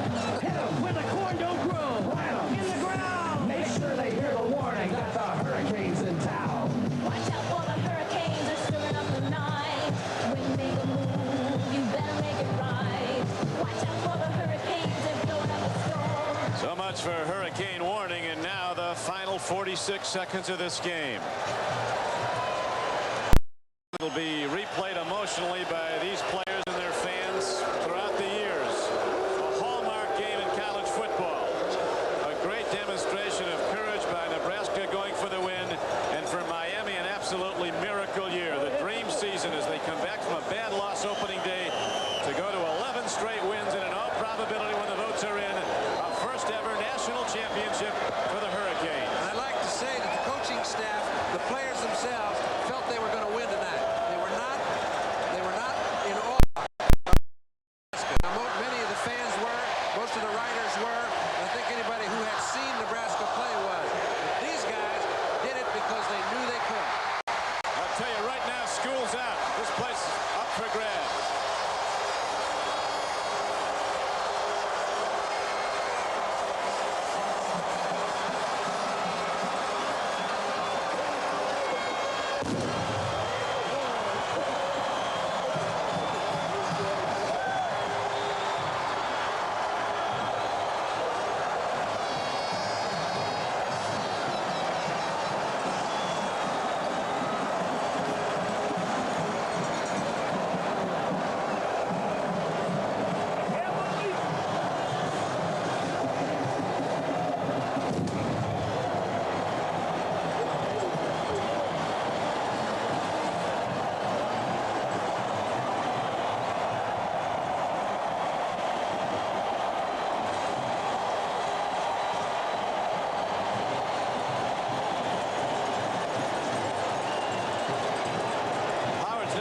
might be running for mayor.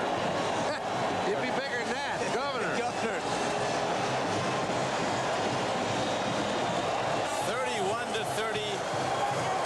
Miami upsets previously unbeaten and top-ranked Nebraska.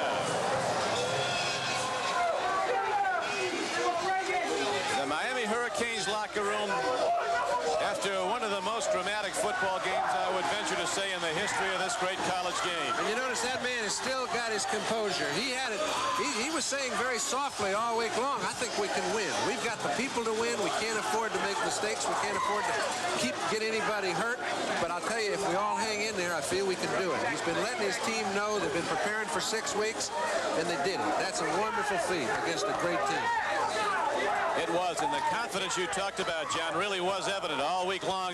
Even when he went to scout Nebraska at the Oklahoma game, Snellenberger says they're going to be the best team we'll face all year, but they can be beaten. We can't make mistakes if we're going to do it, but we can win. And they did. And it was an offense that came out from the gun, throwing the ball around. They knew they had to put some points on the board early, get a lead, hang in there. They did that. Then comes Nebraska back, and they did it again. I mean, you know, when everybody said, oh, boy, they'll make it close anyway, now they open up another 14-point lead. That man right there, Dennison, catches 2 touchdowns. And here is the critical play of the game. Nebraska goes for 2. The play is broken up at the goal line, and the Huskers, in their valiant effort to win the game rather than go for the tie, come up empty. And ultimately now the victory, and possibly, quite more than possibly, the national championship going to the University of Miami. There are 2 polls, of course, the coaches poll and the writers poll. 31-30, the final score. Miami the victor. And now let's go down to the Miami locker room to Bill McAtee. Bill? Okay, thank you very much, Don Criqui. Bernie Kosar, I think somebody forgot to tell you were a freshman. You hung in there, showed a lot of poise. Your line did a terrific job. I'd say today the offensive line, they really haven't been getting much credit all season. And there's the guys like right there, Ian St. Clair, Paul Berticelli, my roommate, Alvin Ward, you know, all of Dave Heffernan, Juan Cumminer. That's a heck of a group. And those guys, they said they'd give their life for me, and I think they just about did today. I know Nebraska plays a lot of man, and there was no doubt that you felt you could throw on them. Yeah, we went into the game thinking that, you know, we were going to be able to throw the ball. We tried to, you know, we tried to mix it up early, and I think we did in the first quarter. But in the second quarter, we kind of got out of our game plan, kind of started throwing the ball too much. But, you know, we got back into it the third quarter and were able to move the ball. You had a couple of new plays in there. I know one of the touchdown passes to Dennison was new. Yeah, I think the second touchdown we had today was that it's called 50 wide middle as a new play, and it worked well, you know, a couple times today. I want to take you back to the beginning of the season, the first week after the loss. Did you ever feel that it would come down to a moment like this? No, never. That's the only way to describe it. I knew the team had the potential to, you know, win our games, but to end up the way it did, You know that Auburn won. Is there any question, though, in your mind who's number 1? Well, I guess it's up to the polls, but I'd say in my heart, we're number 1. Okay, Bernie Kosar. That's the greatest coach right there. Howard, come on over, Coach. Congratulations. Thank you. You know, when you spoke of this game, in terms not only of it being an important football game, but in terms of community. Well, I think you could see out there in that stadium tonight what it really meant to this community and how totally involved and totally committed they were to this game tonight. This has been a love affair that's been developing for 5 years. Tonight was the fulfillment of a dream that, I say fulfillment, it might just be the beginning of a dream. I want to take you back a few moments ago on the field, the gutsy call by Tom Osborne to go for 2. Now, he probably could have won the national championship had they tied the ball game. Was there any doubt in your mind that he tried for 2? There was no doubt in Tom Osborne's mind. There was no doubt in my mind. He's a champion, and he went after it like a champion. Now, one of the keys to this ball game, you said earlier in the week, was that if Nebraska scored, they had to take at least 10 plays to do it. No big plays. And when they got their touchdowns, that's exactly how they did it. Well, it was, and that was a real reason why we were successful. The defense played a super football game. They had one really major error, but other than that, they played a great football game against a great Nebraska football team, and our offense came back to life and did some things pretty well, too. Bernie Kosar was super. This was a game, obviously, for your football team of emotion, and yet you had to be a little unnerved when Mike Rozier took off for 27 yards early on. I was unnerved much of the game, because when you have those types of people in the game, you know it can break at any time. But again, the defense played a bending defense, but they didn't break very much. Now, of course, Auburn won. Is there any question in your mind about who's #1 in the country? No, there's no question in my mind or anybody in this room's mind who's #1 team in America. The Miami Hurricanes are the #1 team. There have been an awful lot of stories about you leaving the University of Miami. We have to address those now. Well, it's just like you say, they're stories. No truth to them whatsoever? They're stories. Tony Fitzpatrick, your nose guard. It was very important, you said earlier, for him to get in there and penetrate, and he seemed to do that. Tony Fitzpatrick has to be the most gutty guy that I've known in a long, long time. Hadn't played a football game in 10 weeks. Scrimmaged one time for 16 plays, and then to go out and play probably 72 plays against the finest offensive line in America. Howard, congratulations. A terrific football game. We enjoyed watching it as well. Thank you. 31-30, the University of Miami makes its claim to the national championship. Let's go back upstairs at On Cricket. Thank you, Bill. The emotion that's been spent this evening is as awesome as the game itself. It was just a phenomenal football game. We're just so privileged to be able to be a part of it, John. Yeah, and I think it's all been said, Don. The whole Orange Bowl committee couldn't have drawn up a better script, and the only man that predicted it was Bob Lafferty, so he's next year's president. He gets off on a good note. Well, it was a great, great victory. And again, when you talk about the football game, as much as the Miami victory, you have to remember the courage, the valor of Tom Osborne and the Nebraska Cornhuskers going for the win. They did not get it. The final score, Miami 31, Nebraska 30 in the golden anniversary year of the Orange Bowl. The executive producer of NBC Sports is Michael Weisman. The coordinating producer of NBC's football coverage is Ted Nathanson. Today's telecast was produced by George Finkel, directed by John Gonzalez, technical director Lenny Stucker, associate director Joe Michaels, associate producer Antoinette Macchiaverna. WSBN is proud to be the television station that brought you this rebroadcast of the Orange Bowl Football Classic. We congratulate Coach Howard Schnellenberger and the Miami Hurricanes on their 1983 season. WSBN, your station for Hurricanes football in '84.